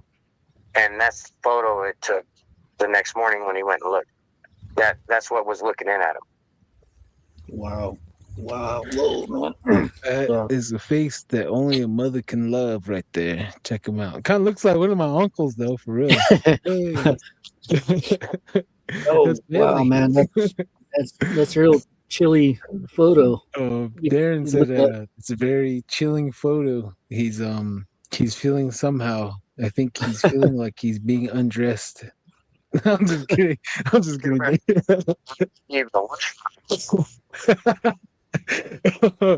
Oh man, this is such a good photo, man. Thank you for sharing, man. Woo-wee. Oh man, this is why everyone on the res closes their window as well. Just because, just like this as well. Oh man. Oh shit. Okay. Darren, you got any question before I go to the comments? Because there's some questions there. Was there any footprints to this photo, or was there any hair or anything like that along with this photo? If it's looking inside the window, there has to be something. Darren's asking, was there any tracks that go with this picture? Which one? The face in the window? Yeah, when he was looking in the window, did they check for tracks? It was pointless because he had 3/4 minus gravel. There was nothing frozen. Nothing to find that he could, would mount anything as far as evidential. Yeah. Yep. That's the reality of when it's cold outside. It's not good to look for tracks. We got a K native guy ask. He said, "Hey Fred, do you have any little people stories that really stick out to you in Alaska?" I showcased a few on the channel. The one that really stands out to me is actually reported to me by an Alaskan state trooper, and I've known this guy forever. And he got a hold of me out of the blue a couple of years ago. I won't say where he was at, but he was doing his when you become a trooper, your first 2 years as a state trooper up here in Alaska, you got to do your remote village right? So they'll be sent to a big enough village that requires a trooper to be there, like, Dillingham or Bethel, or, there's various places, but he ended up in this village, and, he was close to the end of the time he had to do there, and he was actually going to extend his time where he was going to be, and make that his post for a little while longer than the mandatory 2 years, because then they can select a place after that where they'd like to patrol Anchorage or Mount Nuska Valley or what have you, Denali, type thing. So one of his neighbors where he happened to be on this post was an alcoholic, right? And periodically this neighbor would come banging on his walls asking him for booze, and he'd always have to run him off saying, I don't drink, and all that kind of thing, right? So he wakes up to this banging on one side of his wall, and it's usually the side, it's the same side that this neighbor that he had the road would come and bang when he was trying to ask every neighbor for alcohol or whatever, and he yelled, "Hey, I ain't got no alcohol, damn it, you already know." And he was a little frustrated, right? And so it came and banged on the second wall, and he goes, "That's different. That's not this guy's typical behavior," because being a trooper, they pay attention to that kind of little nuances and differences and whatever. And then as he was standing up to figure out what the hell's going on, he throws on his robe, and it bangs on the third wall. And he was like, "What the hell?" So he grabbed the shotgun out of the gun holder that he had in the hallway as he was going towards the front door. And as he's making sure he's got ammunition in the shotgun, it bangs on his front door hard. I mean, he was like, he's never seen that heavy metal Arctic entryway kind of door bang and shake like that, right? Mm-hmm. And so he yells, "Alaska State Troopers, blah, blah, blah, blah. You're trespassing and something or another, just law jargon, that you would typically hear from law enforcement." And it goes quiet, and he hears sound going off the porch. And his house is elevated a little bit, about 4 feet off the ground. So when you step out, there's a small porch, and then the stairway goes down to the gravel pad, the landing where his cars are parked. Well, it so happens the way he parked his cars was the whole driveway and the gravel pad was open. And it was a fairly large area, about, 60 foot in diameter of just open gravel area, because he had turned his vehicle around, had a trailer for snow machines and all that kind of stuff. Well, he comes out on the porch, and this is, not quite full on summertime, but it was still really light. And it was about 3 a.m, and it was light enough where he could see this figure about, 3.5 foot tall, standing there. And he said it looked like a little goblin. Again, greenish gray skin. It had clothing, but it was like old leather, real worn old leather. Had really long arms, really long fingernails, right? Almost touching the ground. And it had a hook nose like you'd think the old Wicked Witch of the West would have, right? Yeah. And said its head looked really small compared to the size of its nose and the size of its jawline, right? And he started yelling, "Alaska State Troopers, you're trespassing, show me your hands." And they were right there, but he was just going through the, protocol because he didn't know what else to do. He'd never seen anything like this, so he's kind of trying to figure it out as things are going, but he's yelling commands, right? And so he raises the shotgun in the air because he had it at a low ready, as he put it, and then raised it up in the air a little bit and racked it. And when he did that, this thing turned into 5, identical 5 of them, boom, and I'll start moving in a circle, and that freaked him out. And he shot up in the air. They all disappeared, and then he heard the footsteps of the single one walking off the gravel, and he saw the brush move as it moved away. And that one stands out to me. So this one, okay. So this one being just turned to 5 just to like confuse him. Yeah, right? Like a confusion thing, Oh snap! Wow, that is a very, very. He said they were identical, and they were shuffling around, kind of like you would see the guys moving the cups around for pick out where the ball is or whatever. I mean, he was like they was shuffling, almost like trying to confuse him on which one was the real one in case he shot. But then when he shot, they all disappeared, gone out of view, like disappeared. And he could hear the footsteps of it walking away. And he was like, "What should I do with that?" And I said, "Put it in a report, turn it in." And he was like, "Oh, geez, I'd lose my job and pension." which is another thing that I think is really messed up, because they're kind of pigeonholed to what they know and what, people above them will allow to be reported. I don't think it's a concerted effort to hide things on that level, on a state cop level or whatever. I think it's those above them going, hey, you don't want to put that in a report. You're going to lose your pension. You're going to put in the psych ward. That kind of thing. And I think it's more of a peer pressure versus a concerted effort to suppress any information. Yeah. Yep. It'll be one way trip to the nut house. That's for sure. Yeah, but you should. I was being such a smart ass when I was like, put it in the report, man. Turn that thing in, like, well, it was, he just, he laughed it off. He goes, no, seriously, what I do. And so I made some calls for him or whatever, and we got, culturally what, you should do in those instances, which we put a piece of dry fish out there, and when you put the dry fish down, and, and tell them, hey, this is all I have for you. You're not allowed back after you take this, that kind of thing. And I hadn't had a problem and called back since. So I'm guessing it worked. So I told him, if it continues, let me know. Wow. Yeah, it's a crazy thing, and the little people, they're known to dance under the Northern Lights. That's one of the things where they'll have a high activity going. So when you ask me about did I whistle the Northern Lights, that picture, that last one I sent you from my backyard, that was 2 winters ago. No, a little over a year and a couple months ago, I took that from my backyard, right? Which was in the moment, man. The energy involved in that was crazy. It was surreal. The way that, blues weren't picked up too well in that picture at all, but the purple and the green was, right? Mm. And just that energy involved, right, is just so surreal. It's almost magical feeling, mystical. But as far as little people are concerned in the Northern Lights, they're known to, they're said to dance underneath them.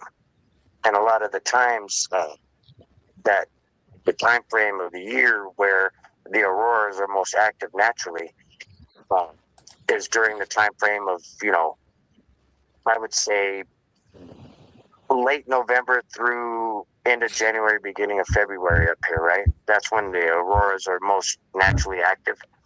Well, during those times, January 17th in our culture, you're supposed to cover your mirrors on January 17th because it is said that that's the night that the veil is thinnest between our worlds, where the little people live they come to our world, but they're on the other side of the veil, so to speak, right? And on that night, it's supposed to be the thinnest the veil is during the year. And if you don't cover your mirrors, they could use the mirror as a way to steal your soul or steal you to take you and eat you. And they're also told that, we're told that they dance underneath the Northern Lights. And that's another way of luring people away from the group or as a small group into the woods to go see who's dancing over there, right? People who go out watching the Northern Lights or whatever, be aware.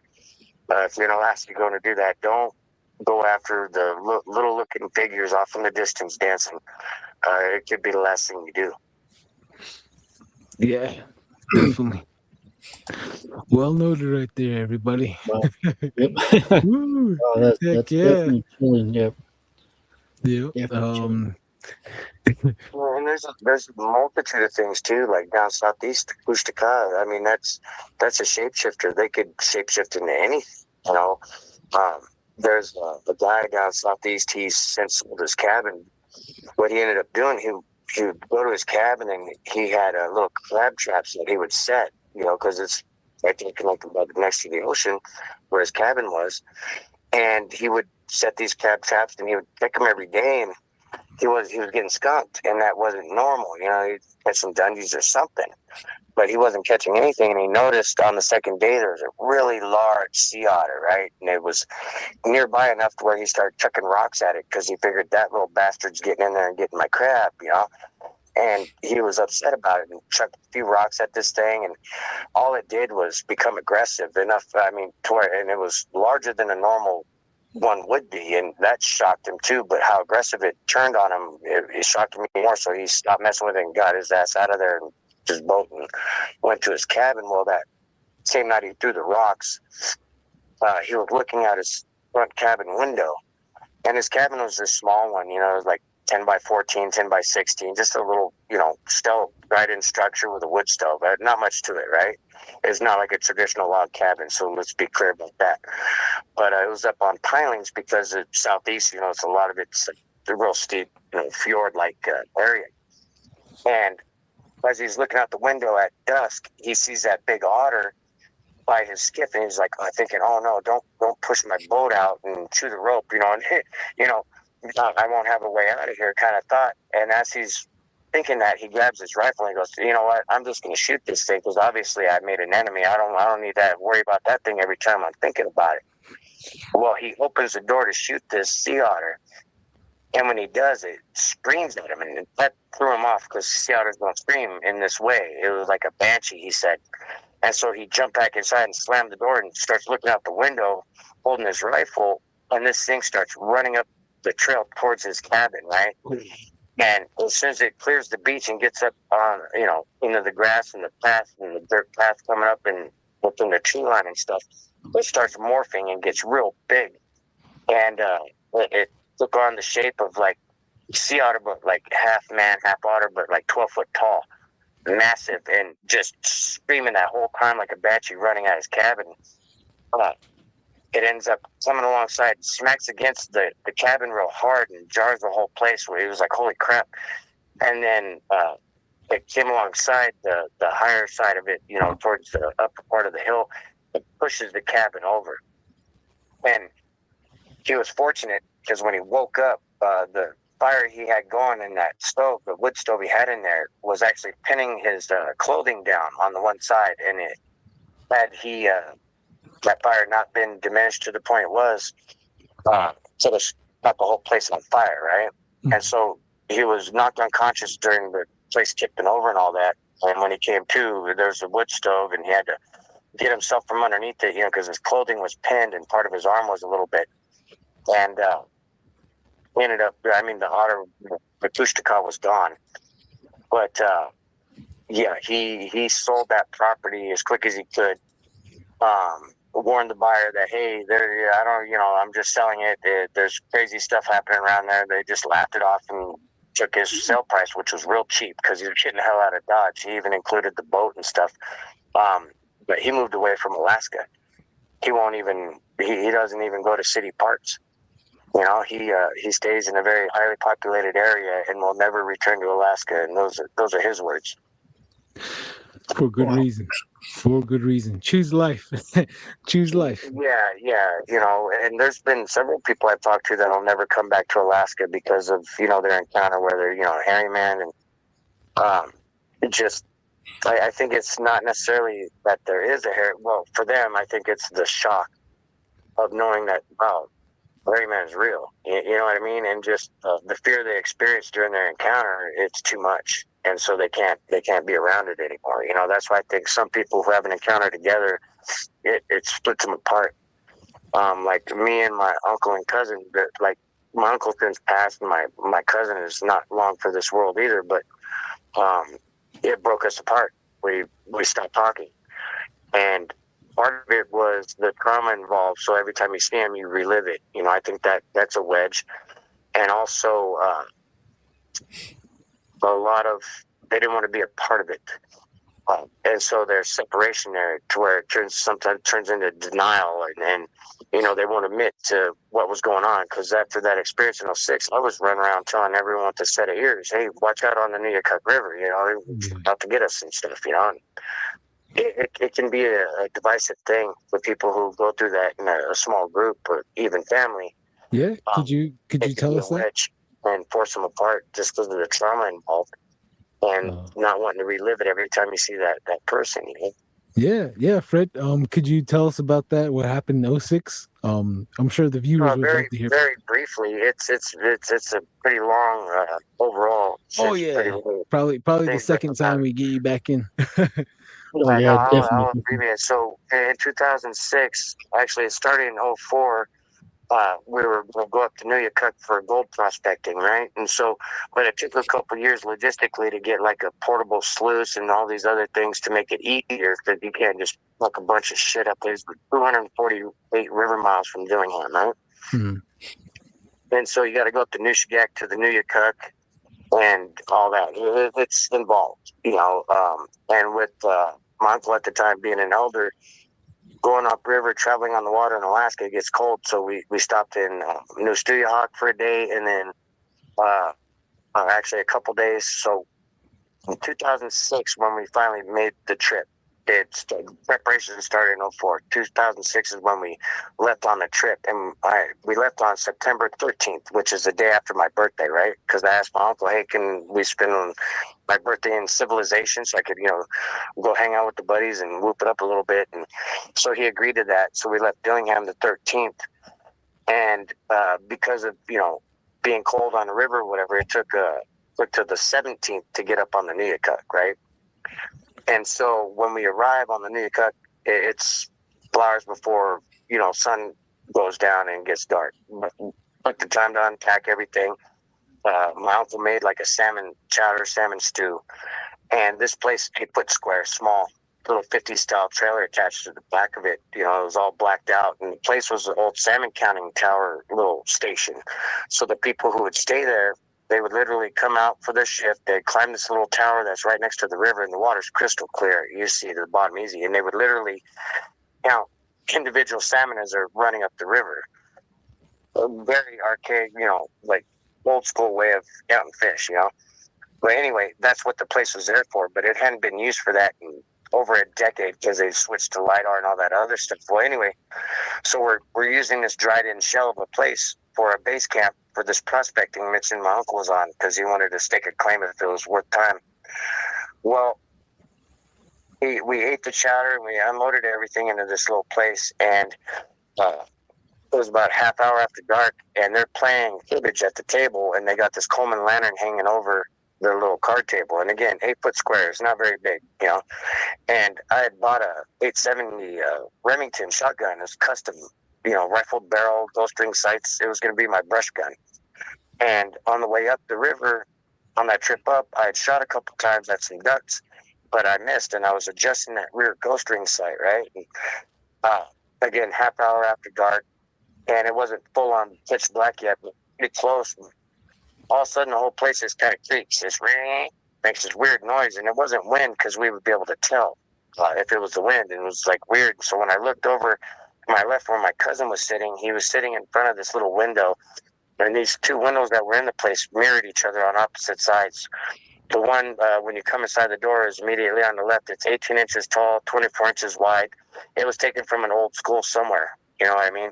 But between the top of his shoulder where he was sitting and the top of the window, I saw darkness move. And it startled me, and he jumps up. He's like, that's not funny. He said, no, I saw movement. And we figured it's a bear. Says we're on the Nuyakuk River. It's a salmon spawn out. We figured it's a salmon river. So we assumed it's probably a big bear. He grabbed the 30-06. I had that shotgun, and we had a 1,000,000 kilowatt power spotlight, 6-volt battery, old school, right? But it was still fresh battery, it was bright. And we swung the door open ready for this bear. We didn't see anything, and I ran immediately to the right to the riverbank side, which would be the side that I saw the movement, and there's nothing. And we're like a step and a half at the most outside this door. And this place is a chintzy case. You got to understand, it's a 2x4 construction with 5/8 plywood. Simple, basic, dried in, nothing to it, and it's built on skids. Because in remote Alaska, you can't have permanent structures on state land. So as we step out, it's about straight little trail 20 feet to the riverbank where it drops down about 6-7 feet to the little landing where we had the skiff tied off. And we panned to the left once we checked the right side to make sure the bear wasn't there. And we stayed a little close to the door initially because if the bear charged, we wanted to be able to duck inside, have some kind of barrier between us and this, what we thought was a bear at the time. But when I panned that light, because I'm holding my shotgun and I'm holding, the light, kind of like those old school cop shows would show. Because he had the 30-06, I think, better chance with that, with a bear or whatever, unless it got real close, then, shotgun beats anything if it's chewing on you, right? So as I pan to the left, the tree line away from the river is about 50 yards away. And as I pan over there, it's almost a 90-degree turn from if you step right outside the door and turn 90 degrees to the left is about where we saw these 3 sets of eye shine just outside of the tree line. And they were like bench post markers, man. They were huge eye shine, 3 sets. And these things were massive, big, hairy, man. You could see them easy, right? Yeah. Immediately, we're right back inside the shack. The only thing for a doorknob was this little J-hook that hooked into an eyelet. That's what kept the damn thing shut, right? That was our only security as far as the door. But on that, mirrored from where he was sitting, the opposite side of that little structure, which again, 8-foot square, and that 50-style little big-looking trailer attached to the back of it as a blacked-out sleeping area, because every little window in that trailer was boarded up. As you know, because land of the midnight sun, you're counting salmon, you ain't gonna get much sleep if there's daylight constant, right? So anyway, there was just a little curtain divide in between the two, and that curtain wasn't even attached because again, it had been over a decade since they used that place. But so we get inside the door, and he's off my left shoulder, and the butt of the 30-06 is on the floor, and he's holding the barrel, and kind of like you would a paddle, right? When I hit that J hook shut, I'd set down the spotlight, just basically dropped it, and I was holding the shotgun in my left hand by the pistol grip, so I offhanded, and I hit that J hook, and it was like my ears were muffled instantly when I did that. It was like your ears didn't pop when you got off a flight, and everyone who's talking sounds like they're in a jar 20 feet away. It was real weird, but it was constant, consistent throughout the whole night that everything happened. So as we're standing there, I'm like, there's 3 hairy men out there. You're like, I'm freaking out, because usually they would duck and hide, It wasn't the first time we've seen them out in the wild, but they usually try to, diverge their eyes, they divert and they hide their face or whatever, so they're not being spotlighted. These ones didn't give a flying rat's ass. And that was odd. Like, not that we're, hairy men experts, but in years past, we've had our experiences, and they'd always hide their eyes or whatever. Anyway, so I'm talking to my uncle, who's just right in that little entryway into that little cubby area, as I call it, because it wasn't very big in there either. And I'm like, there's a hairy man out there. And I look to my cousin, and all this is happening real fast. You got to understand, it's taking me way longer to explain it. I turned to my cousin, and I was asking him, you saw what I saw. I was trying to get confirmation that I wasn't losing my mind. And all of a sudden, he just, in an instant, he's underneath that card table where they were just playing cribbage. And, the way he went under there, he knocked the chair out of the way and stuff, and he was under that card table. It looks like he was having a seizure, because he had a death grip on the barrel of that 30-06, and his teeth are constantly showing his teeth, and he had this crazy expression on his face. His eyes are open, and initially I was just like, what the hell? I thought he was having a seizure or something, and he was wetting his pants, and it was just all messed up. We looked down at him and looked at each other, me and my uncle, and then we looked down at him again, and we noticed that he's got this anxious expression, and he's kind of the way how he's looking. We realize he's looking over at that opposite window, and so we both turn at the same time and look, and then that's when I saw what I saw of its face in the window. I only saw from the bottom of its nose to the top of its eyebrow. It was huge, gray skin, super wrinkled, like weathered upon weathered, looked ancient. Eyes were about a foot apart, and they looked like big black translucent marbles. And from the lantern light, there was a slight bit of glow to them, like eye shine. There was the slightest bit of red in them, and that's what gave them depth, other than just looking like a shiny black marble, right? Mm-hmm. And when I first turned and looked and saw it, I was looking down at my cousin, and then it turned and looked at me. And when it looked at me, in an instant, I knew I was food. It was like I already knew in my DNA. It was already there. It was familiar feel, but I never felt it before, if that makes sense. It's real weird. Yeah. The shock that went through my system, it was like every nerve fiber in my body was trying to run away, but it was stuck in my skin. It was like an electrical shock, hard. And this thing furrowed its brow like this, gave me this look of like disgust and like, I got you. That's the impression I got. I was like, I got you. And it I mean, of course, it freaked me out, like, real bad. And I'm holding the shotgun still offhanded. And I don't even have the butt stuck up to my shoulder or nothing. I just got the pistol grip in my left hand and the plump part of it in my right. And this thing started moving out of view of the window. And I figured it's so massive, it's got to be outside the wall. So it was like an autopilot response. I shot 3 times, just thump, thump, thump. And because of the pressure, all I heard was a thump, thump, thump. And I felt the concussive, the shots going off. But it wasn't like ears ringing like it naturally would be, right? And instantly there's a scream. Simultaneously, the place shifts a couple feet, almost took me off my feet. And, the lantern swinging, it's chaotic. And I thought this thing was going to throw us in the river. I really did. I thought I was going to be swimming. So I ended up, like, in a panic. I'm like yelling for help, in those moments, I ran. I put that one chair in front of the door for I don't know why. It was going to do no good, but in the mind, it works weird, right? So I put the chair by the door like that was going to stop anything, and then I moved the other one back, and I stopped that lantern from swinging because it was swinging so hard. I thought it was going to fall, whatever. But I tried to get the 30-06 from my cousin, but he was still locked up, and him wetting his pants and the gun loaded. I didn't want an accident to happen, so I left it alone. And I'm looking, I'm just panic stricken. I didn't know what the hell to do. I'm yelling at my uncle for help.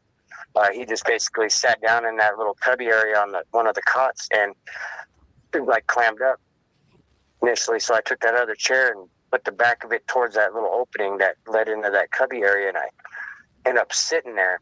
Of course, I grabbed ammo. I already had a bunch of ammo in my pockets and stuff too, but sat in that chair and had to pump that lamp because it was a Pullman lantern, white gas. You had to pump it up.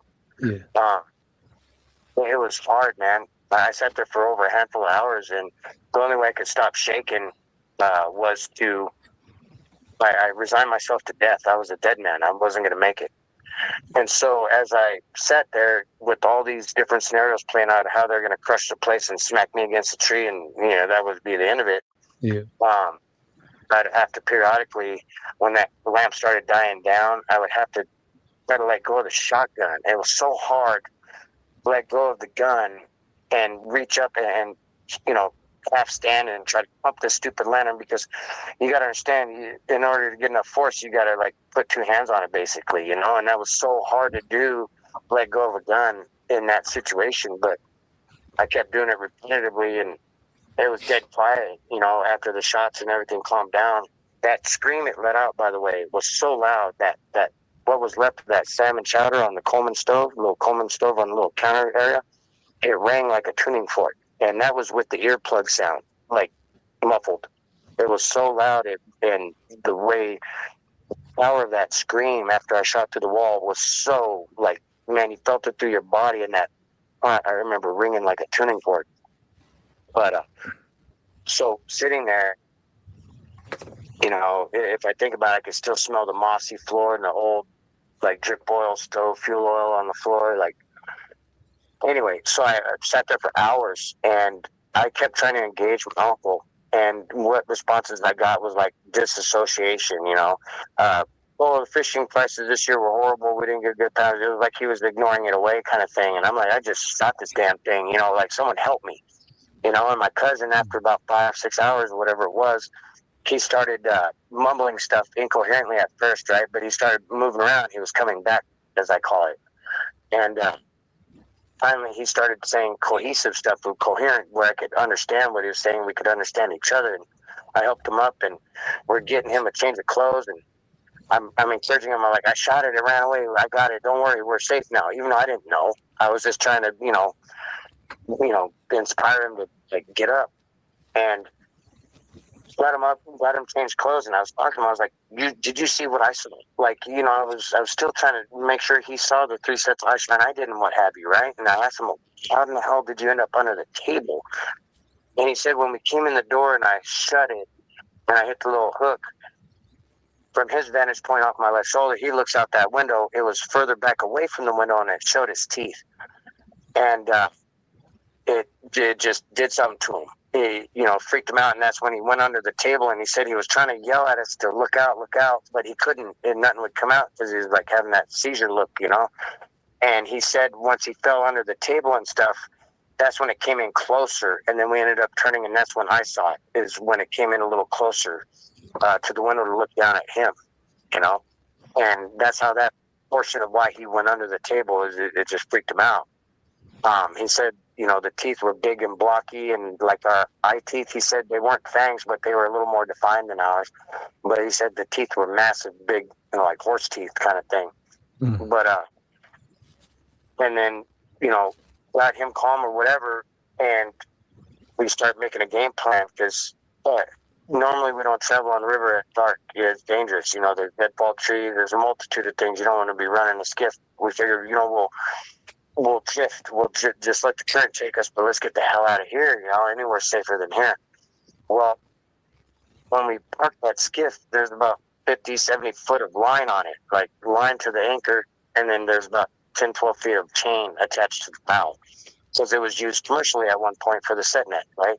Mm-hmm. And so it had a ocean waters and tides and stuff, it had extra long anchor line.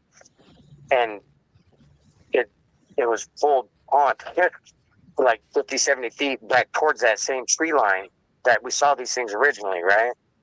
And so, like, man, I ain't going to get it, So I was like, we'll use the pocket knife, we'll cut that rope through the anchor, we can give crap, and, we'll get the chain in the boat, we'll drift out of here. That was our initial game plan, is we're going to get to the boat and drift away, And my cousin was like, we need to check the surroundings to make sure we can get to the boat. We don't even know where they are, we don't know, obviously there's more than one. And so, great idea. We had to kill the lamp because we were getting a mirrored effect, trying to use the spotlight out the windows, which, it helped, but, it wasn't perfect by any means. But we killed the lantern, the little Coleman lantern. We turned on that spotlight, and we look out the riverbank side first, nothing. And trust me, we were looking hard. And we go to the tree line side, as I call it, the side we saw the 3 sets of eye shine, and the side of the window where that one looked in at me. Us, I should say. We're looking there, and we immediately beam in that area. We saw the eye shine and stuff. We're looking around, and we're panning back to the left. And off the back corner of this place, about 40-ish feet, 45-degree angle off the corner, was an old outhouse. And it was built with minimal cuts, just like this little shack we were in, right? Mm-hmm. Just minimal cuts, real basic. And it was about 8.5 feet tall. And as we pan back, we see that just outhouse. But behind that, in the darkness, was this thing. It was blacker than black, pitch black. Humongous, 13, 14 foot tall, 5.5 foot wide at least. But it was hulking. It was absorbing the light. Mm-hmm. I had never seen anything like that. Even a black bear at night, you get the sheen of the hair. You get a little bit of that shine from the hair. But this absorbed the light. Like, no eye shine back, no nothing. It gave us nothing. It was like a big black nothing, and it was there for us. That's the feeling I got, So obviously we killed that light, and we're back in that little cubby area, and we got barrels crossed where everyone's saying, mumbling, yelling stuff on their own accord. None of us were talking to each other. We were just yelling a bunch of stuff, like freaking out. And it's dead quiet. And so we calm down, get quiet, and it's quiet for about, I guesstimate about 45 minutes. Well, as it's quiet, we calm down, and we start re-engaging this game plan. We're gonna get the hell out of here because there's far more going on here than we were even ready for or capable of dealing with, So the game plan again was to get that line cut. I gave my cousin my pocket knife. We got extra ammo, we got important stuff, and that was it. We weren't taking nothing except firearms, right? And we're going over our game plan, and you got to understand, a whole bunch of hours have passed since this all started, a half hour after dark, right? And as we're going through all these game plans and stuff, when we're talking, it sounds like rotor wash from a helicopter, that thump, thump, thump sound. Well, we're starting to feel it in the ground, and it's getting louder. Well, what it was, and again, at this point, we're just sitting in the dark, right? In that little cubby area. And it sounds like a helicopter sound, but then we start feeling it in the ground. And what it was one of these things running by on that same riverbank side, like not where the water is, but towards the tree line side. There's a trail there, but you know, that led from the front to the riverbank and then down to that little outhouse, right? So this thing came running by, and you could feel the impact of its weight on the ground as it ran by. And that freaked us out. And then all of a sudden, it was like there was more than one standing around the place, because then they all started running in different directions around the place. And at that point, man, it was hard not to lose it. You know, it was panic, white knuckle terror, and there was some sounds they were making. I couldn't tell you at this point what they were. I have no idea. But there's noises going on along with this running around. They're all running in different directions, and you could tell they were of different sizes by the impact of their feet. You know, you could tell some weighed more than others. But they would run around, and then they would back off, it seemed like, and it was quiet, and then they would do it again. And after the second time of them doing it, on the outside of that little camper shell that was attached to the back end of this little place, you could hear one sniffing. It was sniffing that camper trying to smell us, man. Oh, to this day, I still can't have my dog sniff by my ear. It's one of the creepiest sounds, man, I tell you what. And so that went on for, I couldn't tell you exactly how long that, you know, I can clearly remember at least 3-4 times maybe that they did that run around and back off and do it again. And it went quiet for a good while. And there was a change outside. The light changed. So that told us, oh man, morning's coming soon, right? That gave us confidence, like, okay, it's going to be daylight, you know, shit, we can get the hell out of here. So we start re-engaging our game plan. He has my pocket knife now. I'm going to hold the 30-06. My uncle had one of those old Wingmaster shotguns. It's a big old monster, freaking long-ass shotgun for geese. Well, I took all his birdshot out and put in my slugs because, again, I had that custom-made shotgun, and it was a slug gun. So, you know, I had, you know, a 12-gauge ammo, and I made sure it was loaded up with Foster slugs, and those are 1-ounce slugs. If anyone's curious what a Foster slug is, it's those 1-ounce slugs you can get, right? And there were nitro magnum slugs, let me be clear. But that swapped out, and plan was my cousin was going to go first because he could run the skiff. It was his, you know, he was used to running it, right? And he's going to have my shotgun, and I'm going to be behind him with the 30-06 and that 12 gauge over my shoulder, because my uncle wasn't he was in his mid-late 60s. He wasn't feeble, but he wasn't spry, you know? And so plan was he was going to be behind me. I'd cover everybody while he jumps down real quick, cuts that rope, and fires up the kicker so we can get the hell out of there, right? Because it's daylight's coming. We're getting, you know, confidence built up. And as we line up at that door, we're just about to make a break for it, right? Because it's not light out yet, but light changed on the horizon. We could see the tops of the trees with the light change, right? Mm. And that was good enough for us. You know, we're going to get the hell out of there. Just as we're about to go out that door, it sounded like someone was shooting at the front of that, like right next to the door where there's no window, with a pellet gun. It sounded like a pellet gun shooting plywood, that sound, right? And then the cadence was like thap, thap, thap, thap, and then it was just like a hailstorm. Bam, immediately we're like right back into that cubby. You know, barrels crossed, all that. Yeah, it was all bad, you know. It was just like every time we were building up the confidence to leave, we would get messed with again, you know, and get sent back into terror. And, you know, it was during them running around and that portion of what was going on that night that made me feel like they were toying with us and like feeding off negative energy, right?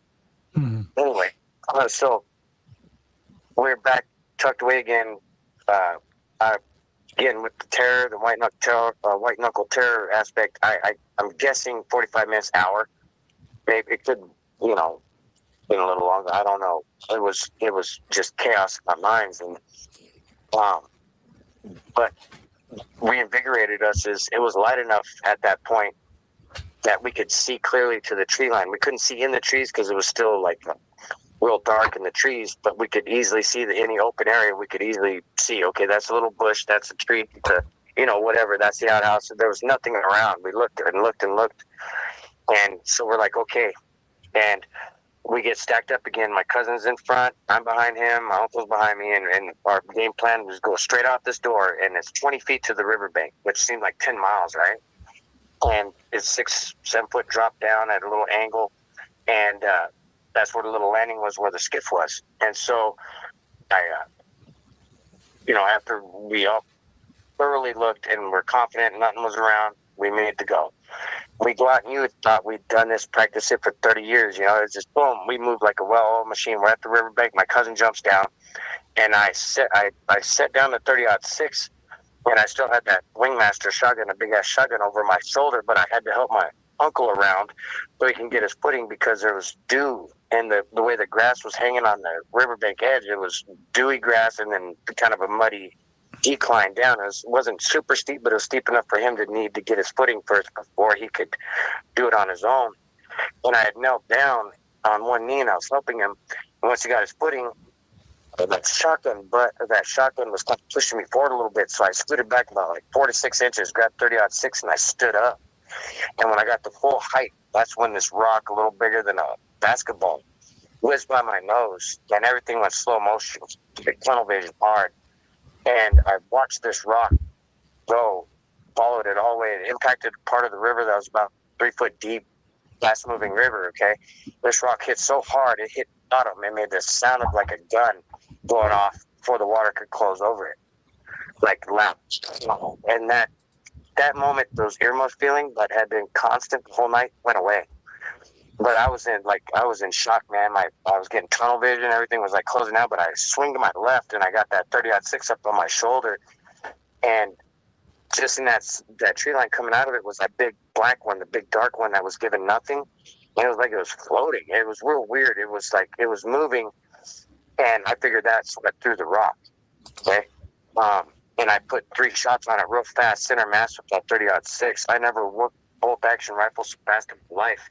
It must have sounded like a semi-automatic, but I shot it 3 times and it just stopped moving forward. Now, this same rifle we've killed walrus with, bear with, moose with, this thing is tried and true. It's accurate.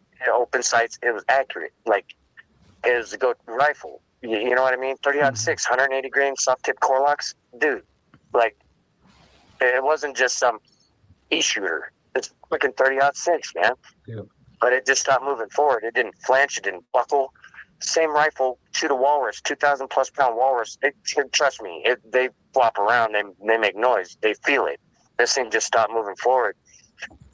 So after those 3 shots, and nothing happened. Like, my tunnel vision was real bad, but like there was movement on left and right of it inside that tree line. Okay, from the other ones that happened to be there. I jumped down. I noticed my shotgun on the ground, and I figured I'd grab that. Well, my cousin had just gotten the motor started. My uncle's sitting on the edge of the skiff, with his legs, out on the beach side, still not fully in it, right? Because all this is happening real fast. So I'm yelling at my cousin, throw me my knife, throw me my knife. He throws the knife because he didn't cut that line. And so I set the 30-06 in the bow, I cut the line, and putting the chain in, right? And of course I'm shaking like hell, and so I'm kind of dropping the chain and trying to get it in as fast as I can, but I'm telling him idle down because he's trying to shift, but it's cold, so it's idling high. I'm trying to tell him idle down because he's kind of got the throttle open quite a bit, and I'm yelling him idle down, throttle down, because it's not shifting, because it's chaos, right? I quickly I dropped the chain from him, we'll go over, and I shoved my uncle in because he still hadn't gotten in the skiff. I'm about to push off here like in a millisecond, right? As soon as he could, shift the boat or whatever, get it into reverse, I shoved him in, right? And he ended up spraining his ankle pretty bad, or his wrist from that pretty bad. But I get back to the bow because it was 22 foot long, flat bottom skiff. When I shove him in, I come back around, I'm getting the rest of the chain in. Because you don't want that dragging underneath you when you're going down river. It catches something and flip the whole boat and kill you, that kind of thing. But I'm getting the chain in, and all of a sudden he shifts it into reverse. It was a real hard shift because it was cold. And all of a sudden I'm looking back at them. I'm about to start pushing, and this is all happening way faster than it's taking me to tell you. When I look at them, my uncle had turned his body. He's sitting on his ass on the bottom of the skiff, looking back behind me on the riverbank. Same with my cousin, and their eyes are big. And so I look over my right shoulder, and at the top of the riverbank there, I just noticed from up to its about top of its shin where its knee would be, it was a very dark-haired one, but the tips of the hairs, it's amazing what sticks out in your mind, but the tips of the hairs were like a orangutan orangish red, but the rest was black. You've seen a rose-haired tarantula, huh? Yeah. Or something similar where there's all black hair, but then the tips have that lighter color. It was that. Wow. And it wasn't a big black one, but when I saw that, I pushed and I jump in and I'm grabbing the 30-06 and he's backing up. And I'm so tunnel vision from shock. I got the bolt open of that 30-06 and I'm barely seeing the open bolt, and I'm trying to get more 30-06 rounds in it, right? And as I'm loading it up, I'm feeling my pockets trying to find the 220 grain rounds, but it's all chaos in my mind, you know? And I'm trying to get this gun loaded, and I notice we're swaying back and forth in the skiff. And I figured he was trying to break friction to get up on step. I found out 15 years later that what he was doing was swerving because he was chucking rocks at the outboard. Whoa. One hit the transom really hard and dented it, and another one hit the cowling of the outboard and cracked it. But they were trying to disable the boat. But why they didn't overnight, I have no clue. But, you know, it's just how it played out. But we were swaying back and forth, and I get the thing loaded, and I look over to my left, and I could see movement on the riverbank begin with that tunnel vision and the shock and everything kicking in, man. It was hectic, and my concern was they're going to get ahead of us and push trees down in front of us in the water. But after a half mile, then a mile, and you know we're fully on step. The engine's warm. I mean, we're cruising, right? You know, and I calmed down, and I was able to just like set the gun down and like, man, dude, it was horrible because I had been up all night, so tense and everything. And when we got to where the mouth of the Nuyotluck is the confluence to the Nushagak, because the Nuyotluck River is just a tributary, smaller river to the Nushagak River.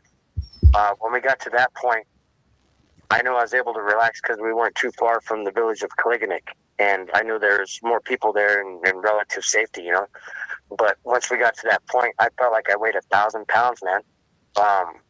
Like just all the tension and stress, I was finally able to let some of it go, and I was dead weight, barely moved, just wiped out. But that's in essence that 2006 encounter.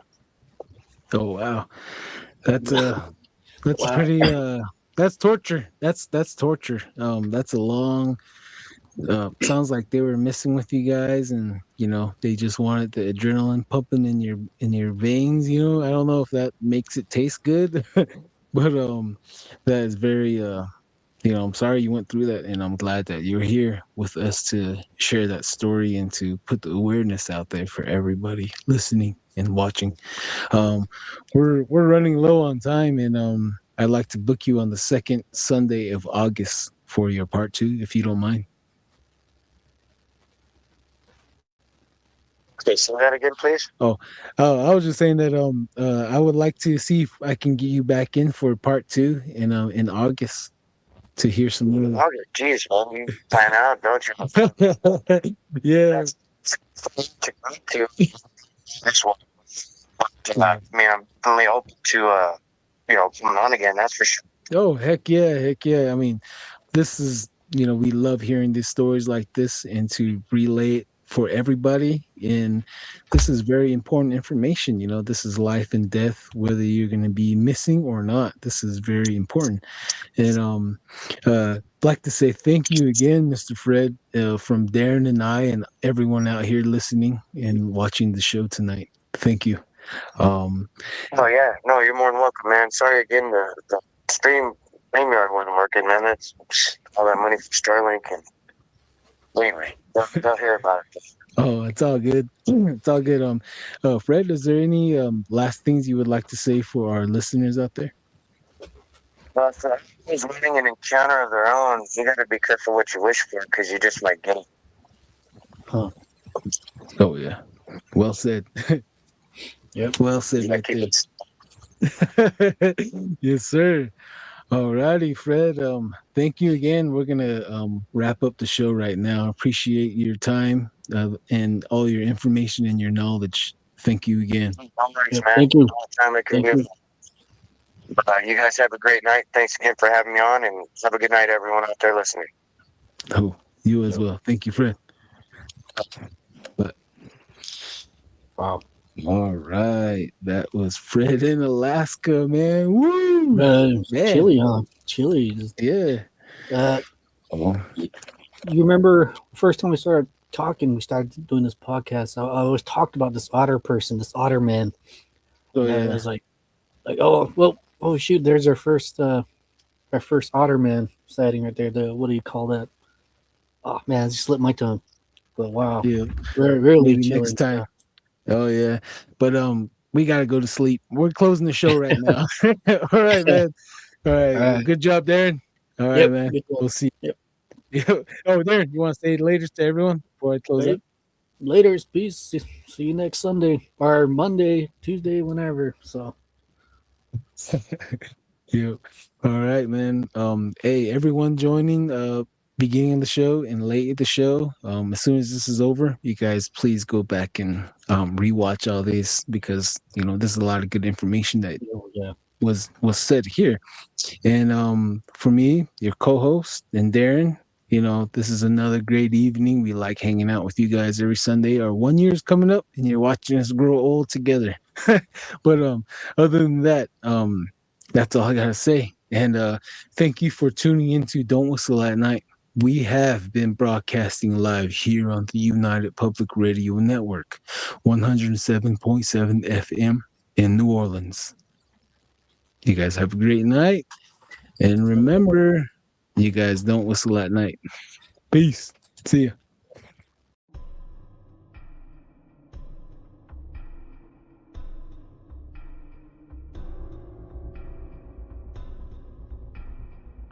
Welcome to Don't Whistle at Night podcast, where Navajo legends echo in the shadows. Darren and Dawn will guide you through the sacred fire of native storytelling, where the old stories breathe, the unknown walks among us, and voices, long hidden, rise to be heard. And remember, don't whistle at night.